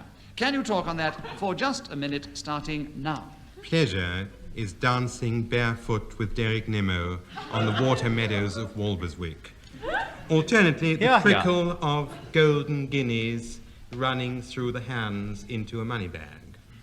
Or, to put it another way, coming into my house and finding it unburgled, which permanently lifts my heart and improves my general outlook on this dreary life, which Derek Nimmo knows so well that I lead. Derek Nimmo, why have you challenged? Repetition of Derek Nimmo. Yes. You very can't well have challenged. too much. But you can't get out of it that way. Derek, I agree with your challenge, a repetition of your name. So you take over the subject of pleasure. There are 32 seconds left, starting now. Oh, my goodness, I'm such a lucky fellow because so much gives me pleasure, do you know. When I go on Brighton Beach and I pick up a pebble and I examine it very closely and see the green and blue lights flashing at me, this is a moment for me of absolute and complete happiness. And yet I have to look only into the eye of a needle, and through it I see a bead shining on the wall, leaning... Clement Freud, you hesitation, alas, because it was rather beautiful and very clever to keep going like that in such a bizarre way. There are 11 seconds left, Clement, for pleasure, starting now. The inside of an elephant's thigh. Everybody's challenged, but Kenneth got in first. Because that's indecent. I've come here to filth. I'm going to sit here to a load of filth. Insides of people's thighs. So why are you challenging? And why did she challenge? Look at Sheila, she went white. She was appalled. The lady on this show, you know. The lady over thanks, there. That's Ken. a lady. Thank you. Well, let's establish why you've challenged, then, It's Kenneth. indecent insides of That's people's... not one of the subjects that you can challenge for Deviation, indecency. of course. Deviation? Yes. Well, I don't know. It's very difficult for me because to another elephant... Well, ask them why to they another all elephant, started. the inside of an elephant's thigh might be a great pleasure. It's very difficult, isn't it? So shall I ask the audience to judge? Because I think, according to the subject, he's not deviating from the subject, but let you be the final judges of taste. That's how I put it. If you agree with Kenneth's challenge, will you cheer? And if you disagree, will you boo? Will you all do it together now? Yes, I think that's definitely my side. Yeah. They want that element of decency that you bring to the show. Of course, you see. Never a Only you moment will. of suggestiveness or filth or anything like that from you, Precisely, Kenneth. Right. exactly. So you take over the subject of pleasure with 7 seconds left, starting now. This is always retrospective. It is only when we look back that we realise how lovely it all be.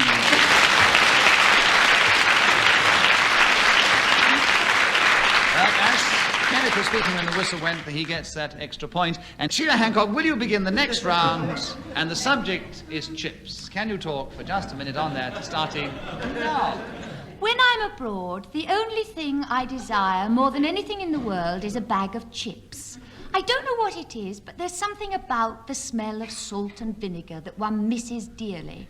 I'm not frightfully good at making these objects, however. I am told that you have to have a deep frying pan and plenty of oil. You can cut your potatoes in various shapes, long, thin fingers, or short, round bits. Kenneth Williams, why have you challenged? She's being suggestive.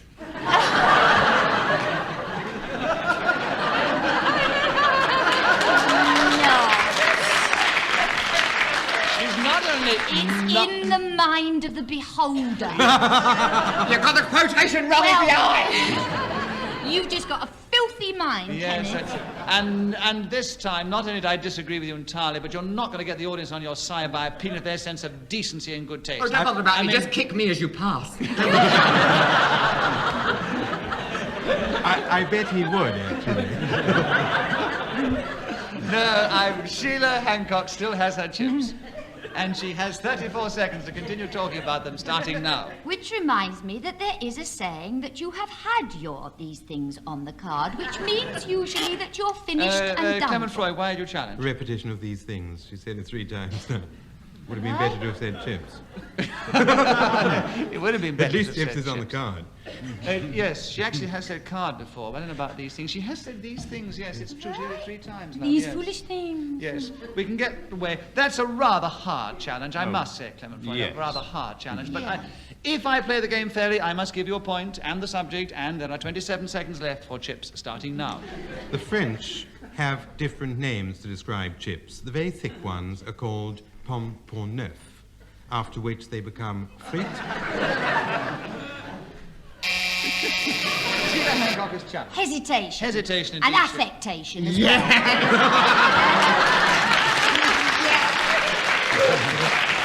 But I can only give you 1 point for the hesitation. And you have your chips back again, Sheila, with 15 seconds left, starting now. They definitely taste better out of newspaper. There's something about the flavour out of newspaper which Clement is... Freud is challenged. Fool, Sheila, fool! Clement Freud has the subject with that challenge, and there are 5 seconds left for chips, starting now. Nicely fried to a golden... Derek Nimmo, why have you challenged? Is Freud allowed? Because he repeated it. Oh, No. yes, of course it is. Don't say it. Is it allowed? Brilliant. Fried has been used, so Yes. you have a point, Derek, and you have the subject for 1 second. Chips starting now. When the chips are down, Clement Freud challenged you before the chips were down. You can't talk Yes, you about... can, in this particular game. Derek Nimmo has another point. There's half a second left for chips, starting now. and now they're taking the 0 away from me, it does make a tremendous difference to the game, because money goes into the house where it used to before, all go back to the people who were competing in the game. I So go to many Derek Nimmo, casinos who was and I do looking very find... hurt before, should have changed his tone by now, because he's suddenly got 4 points, but he's still only in 3rd place behind Kenneth Williams, who is behind Clement Freud, who's still in quite a commanding lead.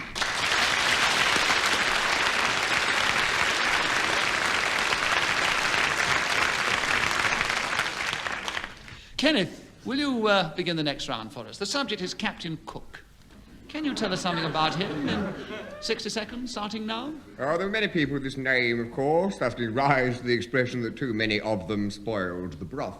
But the one that I think we're dealing with here was the one who, in the 18th century, vainly tried to find a passage through the Pacific, the Atlantic and Pacific. Clement Freud, why have you challenged? I wonder. What's the matter with him? I'm Well- trying to block him out. If you don't quickly come out of your sense of wonderment... Hesitation, yes, there was a slight hesitation. Right, Clement Freud has the Save it, it subject. might come And back there are to 40 him. seconds left for Captain Cook, starting now. When he landed on the north coast of Australia, he did not receive the sort of welcome that... Derek Nimmo, you've challenged. Hesitation. Hesitation, I agree, Derek, you have the subject, and there are 32 seconds left for Captain Cook. Start. Too many cooks we've had. Captain Cook, starting now. When I joined the Royal Ulster Rifles, and when... Clement Freud, why have you challenged? Deviation, he didn't. When did you join them, Derek? About 14 years ago, come Michaelmas. I've got to take my life in my hands and say I don't believe you. Well, I'm sorry. On your oath, did you join the Ulster Rifles? On your oath, as a good churchman on television? No, but... No! Oh, in that moment of weakness, I admired you. He was allowed to join the Royal Ulster Rifles before. You didn't challenge him for not joining them. There, Derek. Right, Oh, Chief. you gave All right, me so weakness Clement there. Freud has another point, Oh, and yes, there are that is very interesting. 28 seconds left for the Royal Ulster Rifle. No, it's not for yes, that. 28 seconds left for Captain Cook, starting now. And Derek Nimmo's challenge this time. Well, he's all packed up. Hesitation. Yes, he is. Was it me? Yeah, I did say it. I'm quite sorry, clear. You were having a little game there was with a your filibust friends. going I know. on. No, I did nothing to interrupt you at all. No, no. That is a Highland accent. It is is not it an really? Ulster accent. It is not I'm even an so Irish accent. Well, he was So- supposed to talk about Captain Cook.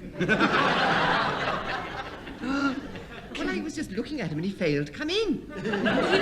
Well, stop playing with him and let us get on with the game. Derek Nimmo has gained a point.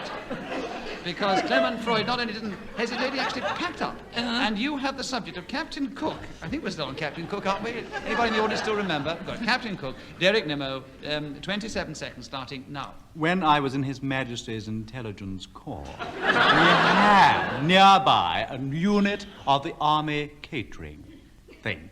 And Sheila Hancock, why have you challenged? Hesitation. Right, Sheila Hancock has a point, and there were 16 seconds left for Captain Cook, starting now. He was a dear old man that I used to meet on the beach at Shanklin. I used to collect shells, and Derek Nimmo's tickling me. Now, that's not fair, is it? Clement Freud challenged there. Deviation. Why? Derek Nimmo tickling. In the middle of Captain Cook. Well, I must say, she might On have the been on the beach at beach. Shanklin? She might have been on the beach with this Captain Cook, and Derek Nimmo might have come up and tickled her for all I know. So therefore, Sheila Hancock has another point, and there are 7 seconds on left. my oath, I did tickle her on the beach at Shanklin. There are 7. I'm not going to go any only further on the with beach at Shanklin. We are not going any further. We're trying to keep an element of taste in this program, Sheila. And there are 7 seconds left for Captain Cook, starting now. And this gentleman and I used to collect seashells, out of which we made ashtrays. Dennis Williams, why have you challenged? Deviation, this has nothing to do with Captain Cook. He was called Captain Cook, and he lived in Shanklin. It's another Captain Cook. This is it, you see. Obviously, you think of the Captain Cook, but Sheila does know another Captain Cook who apparently lives in Shanklin, and if he doesn't, you better write to us and tell us, otherwise it'll all be too late anyway. So Sheila has another point. There are 2 seconds left. Captain Cook, starting now. He had a wooden leg that was made...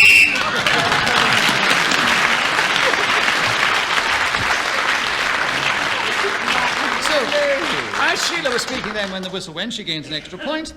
It's an absolute lie. I have to confess there wasn't a Captain Cook who lived in Shanklin. I'm sorry, Sheila. You must Just not me. do this after you have just gained I know, so many but points. I couldn't live with it, Nicholas.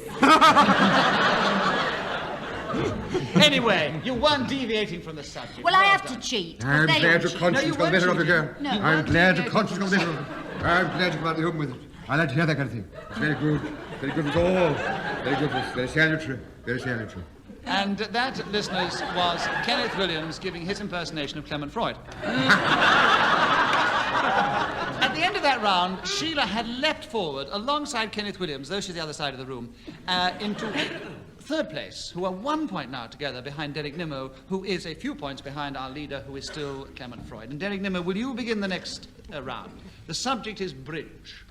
Will you talk on that for just a minute, starting now? Well, this is a game that was invented by the Ruskies, in which rather a curious display takes place. Somebody has to reveal their hand, and the chap opposite him, partnering him, plays it for him. It also, of course, can be a crossing place over a river, and these I like very much. My favourite ones are the one over the River Ware, which was immortalised in so many pieces of Sunderland. Clement Freud, why do you challenge? Hesitate. Yes, there was a hesitation. Repetition of... Immortalised in so many pieces. How can you be immortalised in so many pieces of Sunderland? I haven't finished. How can you be immortalised in more than one piece anyway? The pieces of Why didn't you challenge him for pottery, it? I'm I going to was say. just All laughing that at my happened. humour. My humour got If you'll better. just keep quiet a second, Kenneth. Thank you very much. All that happened, if you're still with just a minute, was that Clement Freud challenged for hesitation. I agreed. He gains a point and the subject, and there are 33 seconds left for bridge, starting now. Spanning the River Thames, going east, you first come to Hampton, then Richmond. Kenneth Williams, why do you challenge? Well, you don't. It's deviation. You don't first come to it unless you're coming from a certain direction. And as he didn't state it first, which direction it's coming from, the whole statement is actually untrue. What Actually, a funny way you have of establishing him as being devious. Yes, that's a very good challenge. may a I? very clever Sorry, challenge. a point of fairness. Mr. Clement Freud did say he was coming from the east. And it was established No, he quite said he early was on in the Going West. east, and But therefore... where one- east? From east. Well, from Hampton. But if you're coming from the east, No, you I said I become... was going east. You're going west, mate, if you're Yes, not. but you did not establish where you start from, and the first bridge you see is Hampton, then you are in deviation on the subject, because you might have been miles up the Thames, some way it you're rises. absolutely right. So Kenneth Williams has a point, and he takes over the subject, Kenneth. What is the subject? Hampton, actually. It's Bridge. Hampton. And there are 26 seconds left starting now. The most famous bridge, I suppose, in the world is that incredible Sydney one, the cantilever principle on which it is built. Aha, Kenneth, Lemon Freud, why have you challenged? Deviation. Why? On which it is built. It's actually built. I don't think build, you know, no. It's not quite fair. It's trying too hard, Clement. Kenneth has another point, and he keeps the bridge, and 14 seconds left, starting now. And there's another enchanting one in St. James's Park, which spans the lake, and if you stand in the centre. Derek Nimmo, why do you challenge? Repetition of span. Yes, the other one spanned at Sydney Harbour. So you've spanned twice. You're enough mean. I picked you up on a daft thing like that. Well, you Very would. mean. I don't think that was mean. I think it was rather good. He was listening. So Derek gets a point and the subject, and there are 8 seconds left for bridge, starting now. Very important to have one of these in your mouth. Otherwise, you talk like Kenneth Williams.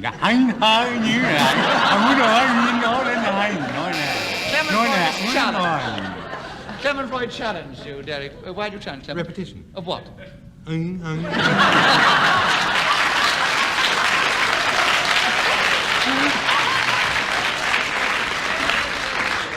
I will decide that the audience applause means that they agree with your challenge, because I will not interpret on that one. And there are 3 seconds left for you, Clement, on bridge, starting now. Going west from London Bridge. Derek Nimmo has challenged. Why? Repetition of points of the compass. He was going east before. Yes, I know. Repetition of points of the compass. The south and north. When he gets to those, I'll challenge as well. But he did not repeat the word, and this is usually the way. That's the type of repetition we give points on. So Clement has another point, and still the subject of bridge, and 1 second to go, starting now. Earth has not anything to show more fair. Dull would he be of thought who could pass by a sight so touching in its majesty. Well, I'm afraid... The city now doth like a garment wear the beauty of the morning. Silent, bare ships. You've won without having to rub it in. I'm afraid that is all we have time for in this particular edition of Just a Minute. I'm sure you'll be delighted to know that almost equal in second place were Derek Nimmo, Kenneth Williams, and Sheila Hancock. And they were all a considerable way, in fact, twice as many points ahead was this week's winner, Clement Freud.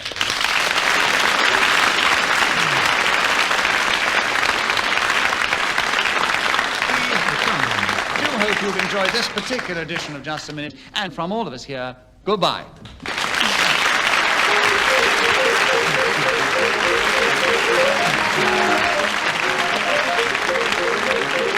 Chairman of Just a Minute was Nicholas Parsons. The programme was devised by Ian Messiter and produced by David Hatch.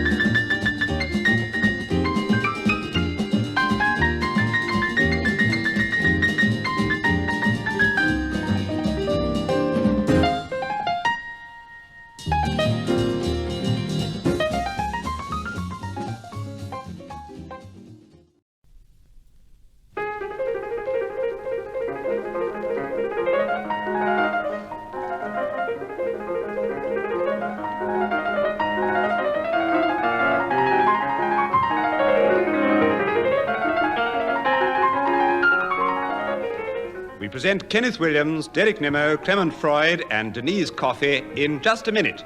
And as the minute waltz fades away, here to tell you about it is our chairman, Nicholas Parsons.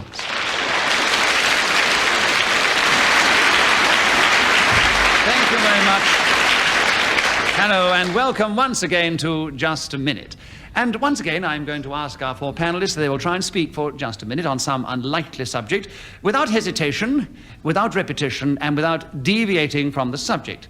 If one of the other three think they're guilty of doing this, they may press their buzzer, and if I agree with the challenge, they will gain a point and also take over the subject. If I disagree with the challenge, then whoever is speaking will keep the subject and continue, and of course gain a point in the process. That's the way we score, and let us begin this week with Derek Nimmo. Derek, a subject that Ian Messiter has thought up, which I'm sure is going to give me great difficulty, but let's hope everybody else a lot of fun, polystyrene. Can you start the programme by talking for 60 seconds on polystyrene, starting now? Once upon a time, in northern Ceylon, there lived an émigré family from one of the smaller Balkan states called Styrene. There was the mother, the father, son, and the daughter whose name was Kinga. But unlike the rest of the people who were tea planters, she was terribly enthusiastic. Clement Freud, you challenge, why? Hesitation. Yes, hesitation. Yes, he was getting so carried away with an impossible story, he stumbled, and I agree with the challenge, so Clement Freud gains a point. He takes over the subject, polystyrene, and there are 43 seconds left, starting now. As the sun rose late over Colombo, polystyrene went back to the plantation, where her father had... Derek Nimmo, you've challenged, why? He was dead. I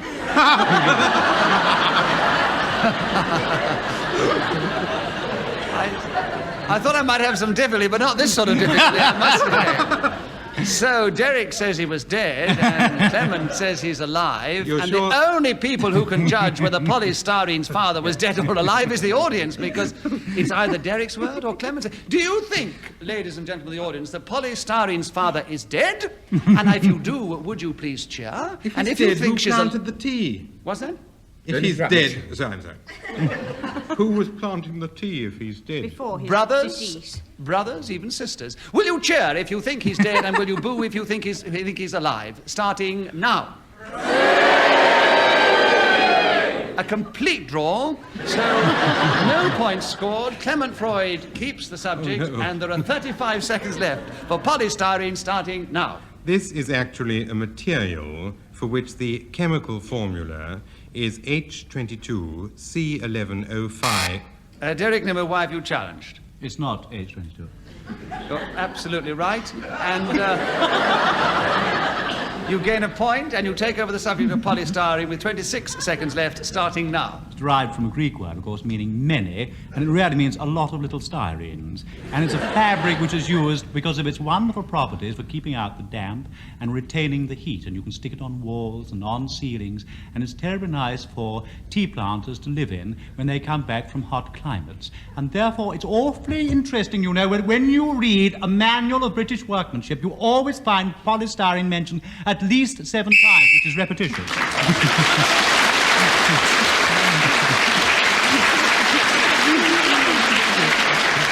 Well, whoever is speaking when the whistle goes, which tells us, by the way, that 60 seconds is up, gains an extra point.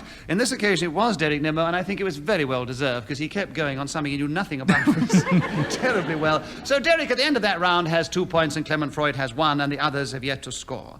Denise Coffey, will you begin the next round? The subject is my nightie. I paused because I suddenly thought, as I said, it sounded a bit funny. But anyway, will you talk about my nightie?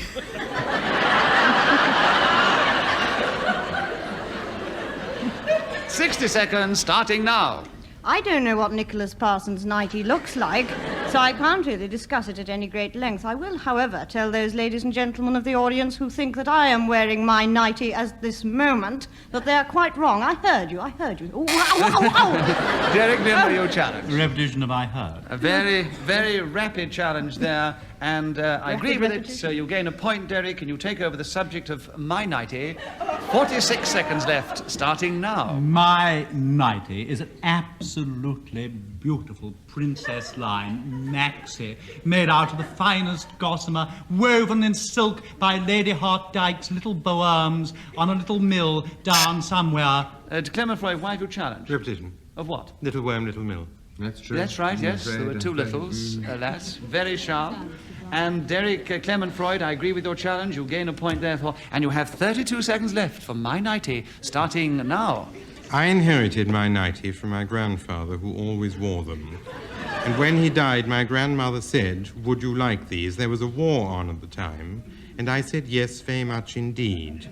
And while many of you were not yet born, or perhaps still on national milk, I was out there fighting for you in my nightie. This was of considerable embarrassment to my platoon sergeant, because at the time, all the other soldiers were manifesting other ways of weird...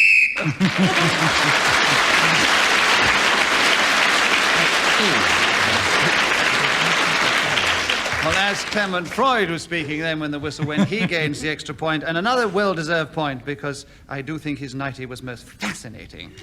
And I didn't realize that it's entirely due to his nightie that so many of us are here today in this hall, saved from the wrath of Hitler's Nazism.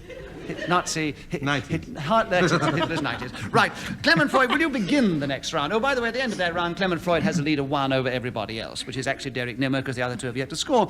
Clement, will you begin the next round for us? Strange noises. Actually, it's been misspelt. It's stranage noises. Is that right? It is strange, is it? Strange. Thank you very much, Ian Mester. Strange noises, Clement Freud, 60 seconds, starting now. One of the strangest noises I ever heard was the falling of eyelashes on a parquet floor. It was late one evening in Norfolk that I passed through the town of Hamilton, and there... Oh, I wonder when someone's... Derek Nimmo, why have you challenged? Hesitation. Yes, but you know why he hesitated, don't you? Because it repeated something. No, because Honiton's not in Norfolk. He didn't say Hamilton. But anyway, he did hesitate. I quite agree with the challenge. What did you say, Clement? Hamilton. Homerton, I'm so sorry. Sorry. Yes, Homerton is, yes. But I mean, ignorance of geography is no...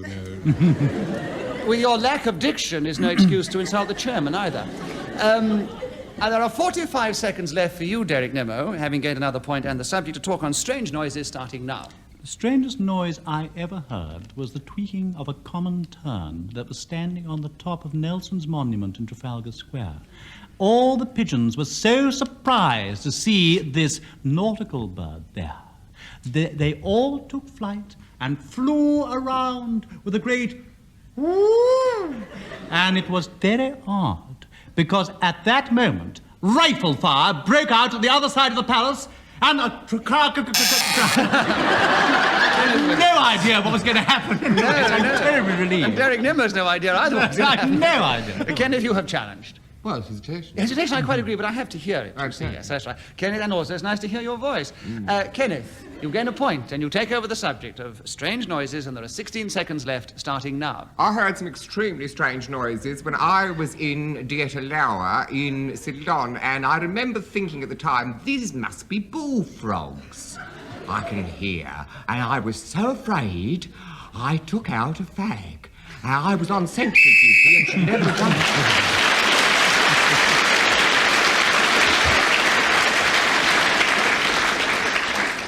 Well done, Kenneth. You get 2 points now, because you were speaking when the whistle went, and it is your turn to begin the next round.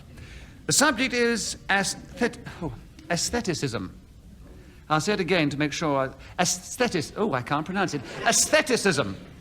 60 seconds, starting now. Well, I presume this pertains to the aesthete, someone who has a superior appreciation of beauty and elegance. My aesthetic sensibilities are always appalled and confounded by the environment in which I find myself today. Flat-top buildings with no aspirational quality whatsoever, no sense of reaching out, awful hoardings with their screaming commercial exhortations.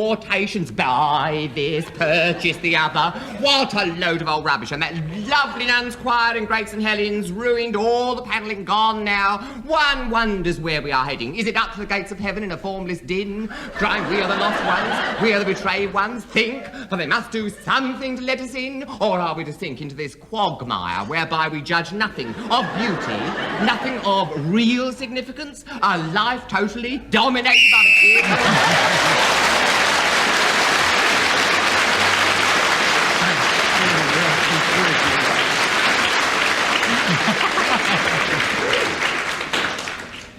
Goodness me, there were the rifle shots that were coming from the palace. Kenneth Williams, a well-deserved round of applause. A marvellous little diatribe on... Are you going to tell me I've leapt into the lead? You have? Oh, hooray! Oh, hooray! Oh, I might say... You not only got a point for speaking when the whistle went, but you get that extra bonus point for keeping going for 60 seconds without being interrupted, the first time it's happened for quite a number of shows. And you have leapt into the lead alongside Clement Freud and Derek Nimmo. There we are. So the three boys are out there in front, neck and neck, and now we carry on, right. Derek, will you begin the next round? Weddings I have been to. That's the subject, and can you talk about them for 60 seconds starting now? Well, the very first wedding I went to was when I was 4 years old, and I went to the marriage of my uncle, Ronald Kershaw Sudbury Hardy, who married my Auntie Marjorie, and I was a page boy, and I was in brown velvet trousers with a lovely cream silk shirt. And very pretty I looked, and I've got photographs to prove it. The most interesting wedding I went to, I think, was to my mother's, which was more recently, when she married again a dear fellow called Reginald Walker, and I gave her away. Clement Freud, why have you challenged? Well, repetition and carelessness. For his mother to marry again is repetition, and to give her away, I think, is real.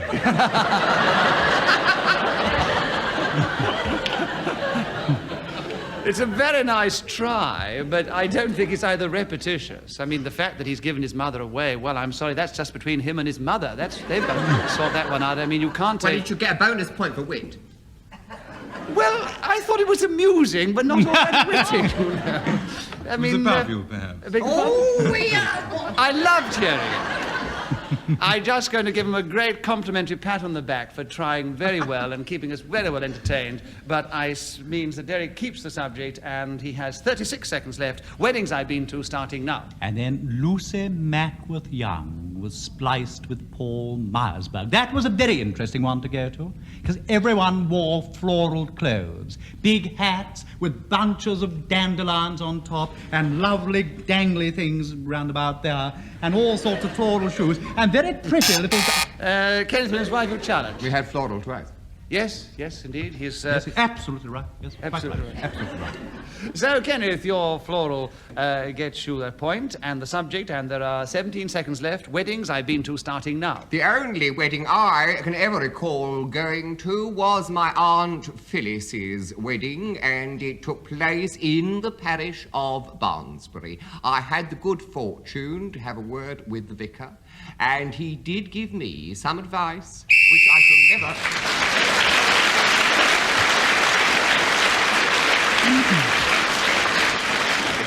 Well, as Kenneth was speaking then when the whistle went, he gets that extra point, and he now definitely has a lead, a commanding lead of 1 over everybody else. Right, Denise Coffey, will you begin the next round? Doing the splits. I don't know whether you can or not, but that's the subject that dear Messrs. thought of you to talk about for 60 seconds starting now. In my younger years, I was in Variety, or vaudeville as it's known in the United States of America, and I was extremely athletic and was able to do all sorts of wonderful handstands, and I saw an advertisement one year when I happened not to be working anywhere, and it said, "Wanted young girl for doing the splits. Apply 15 High Street, Bunbury, Devon." So I thought, well, I can't really be worse off than I am. I was getting a bit old at the time. My splits weren't done as well as they had been in my youth. But I got on the train. I got off it quickly. Derek Nimmo, why have you changed? Well, deviation, she was in America at the time. Oh, no. I don't think so. It was merely a description of the word. I think she'd established that she had been in America, but she'd seen this advertisement. And anyway, even so, she could have flown back before she got on the train, but she just ignored, bothered to tell us that. So Denise has another point and keeps the subject, and there are 24 seconds left for doing the splits starting now. Discovering it was going to Edinburgh, I left it quickly and got on one that was going to Devon, where I arrived very late. Clement Freud, why have you challenged? Deviation. Why? It's impossible to get on a train which you think is going to Devon when it goes to Edinburgh. A different station, different terminals. Really. It's quite possible. It depends on the state of mind you're in at the moment. Oh, come. You could have had her for repetition of Devon. But no, I mean, obviously, I mean, she hasn't actually deviated from the subject. Her state of mind... Deviated from Devon. She's gone to Edinburgh. I know, but she might have been in such... I mean, from the description of her ideas about the splits, it obviously seems that she was in such a devious and devastating state of mind that she could have done anything. And so she gets another point and keeps the subject, and there are 16 seconds left for doing the splits. Denise Coffey, starting now. Apprehensive and distressed, I made my way to the address on the letter. Oh, someone's pressed a buzzer, but no light has come on. Oh, was that you, Derek? Yes, for made my way, actually. Repetition of made my way. Oh. Yes, she did make her way more than once, yes. So that is... yes. Yes, it's very difficult sometimes when you're stopped. You start again, you start with the same phrase. So, Derek, you gain a point and the subject with 10 seconds left, doing the splits, starting now. You don't need all this travelling at all, really. All you have to do is get hold of your left leg, shove it out to the east, get hold of your right leg, shove it out to the west, and down you go. Denise Coffey, why have you challenged? You actually pointed towards the north.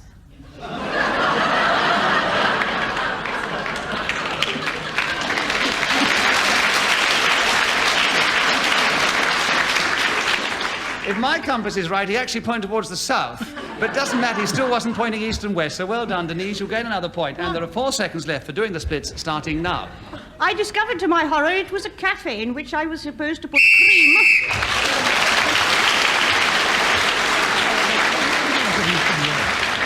So, the splits has brought Denise Coffey back into the game with a bang, and she now is in second place alongside Clement Freud, who are both behind Derek Nimmo and Kenneth Williams, who are still together in the lead. Kenneth, will you begin the next round? In fact, it's your turn to begin the next round. Things, oh dear, the subjects that Ian thought of this week. Things worth writing on a wall. So can you tell us some of the things, Kenneth, that you think are worth writing on a wall? Well, there are many people... Starting... Oh. He's so keen. He's always at it, obviously. Starting now. There are many people that be... Derek Nimmo, you've challenged. Repetition. You haven't started. Derek, it was repetition, but he hadn't started. So perhaps the fairest thing is not to award any points. Oh, yes, he must award a point, because he had started. The other time was another thing. Yes, right. Yes, you have another point, Kenneth. And you have 58.5 seconds to continue on things worth writing on a wall, starting now. The only things worth writing on a wall should be either instructions as to what it's there for, or leading to, or something... Clement Freud, why have you challenged? Deviation. Why? Well, a wall can't lead to anything. On the contrary. I mean, the whole point of a wall is that it, how do you mean... Because it's not television. Yes. How do you mean about leading to? Well, obviously, passages have walls and they lead somewhere. And Passages have walls? Yeah.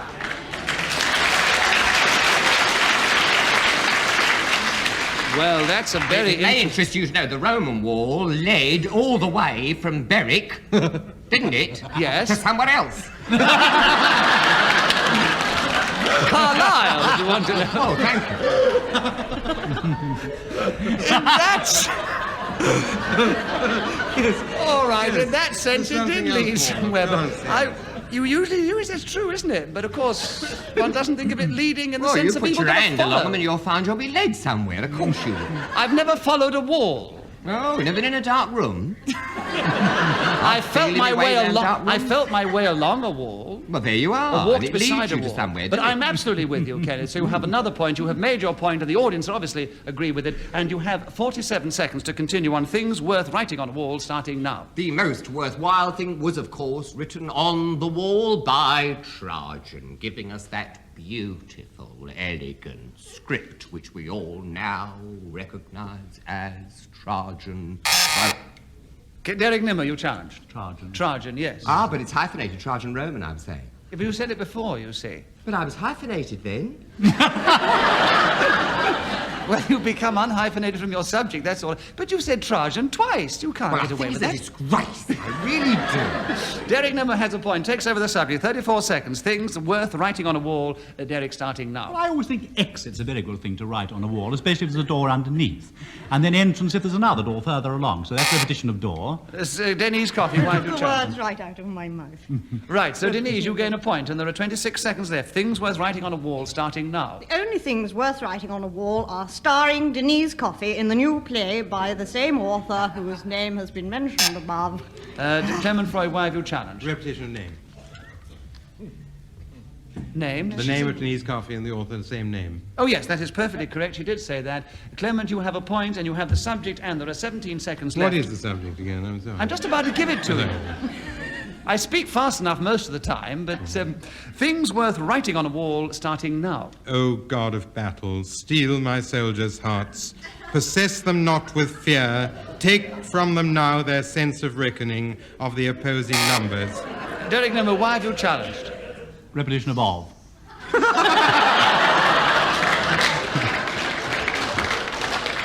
I'm not going to allow it, so... Clement continues with the subject. There are 9 seconds left. Things worth writing on a wall starting now. The rich arrived in pairs and also in Rolls Royces. They talked about Denise affairs. Coffey, why have you challenged? Repetition of rich people who arrived in pairs. He didn't say rich people twice. He only said it once. No, Arrived in I'm pairs. talking about the pairs of rich people. The rich arrived in pairs. All right, Denise. A bonus point for cleverness, and Clement now I continues feel- with the subject. 4 seconds left. Things worth writing on a wall starting now. Do not write upon this wall is probably less worth writing on.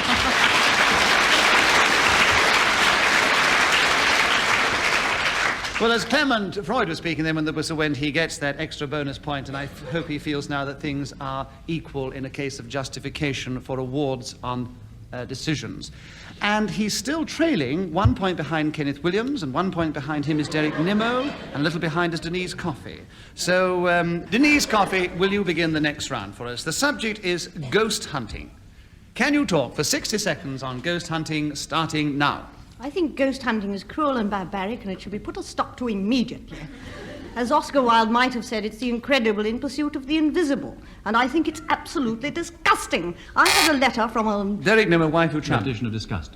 Did I say that before? Yes, indeed you Absolutely. did. Derek, you get a point and the subject, and there are 48 seconds left for ghost hunting starting now. A friend of mine was staying in a hotel in Burford. He'd been told by the landlord that there was a ghost in this particular hostelry. Going to his bedroom, he had no idea that this was the one in which it walked. It was the spirit of Oliver Cromwell. And the curious thing, when he actually saw it, and this he did do, was that it had a terrible smell as well, because apparently the aforementioned leader of the Commonwealth had halitosis.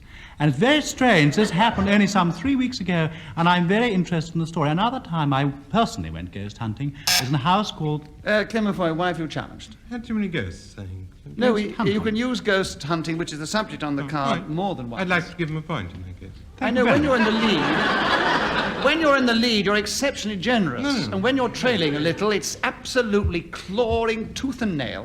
But there are 14 seconds left for you, Derek Nimmo. Ghost hunting starting now. Miss Craigie Hawkett went into a room at the top of the house.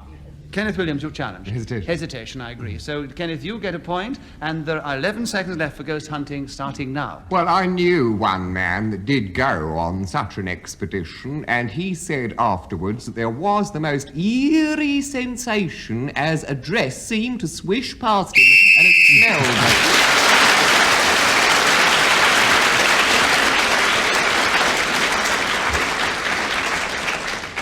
Well, I'm sorry to have to tell you that is the end of the show this week, because that's all we have time for. But I do have to give you the final score, and a very interesting result, because it was neck and neck right up to the end. And we have joint winners this week.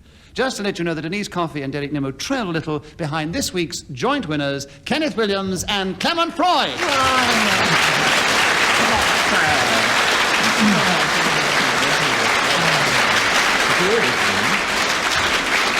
So, all the acrimony and frustration that we saw on that side of the... that side of what? That side of the stage at the beginning of the show has now been put right, because they are joint winners, and congratulations to them. We do hope you've enjoyed this edition of Just a Minute, and from all of us here, goodbye.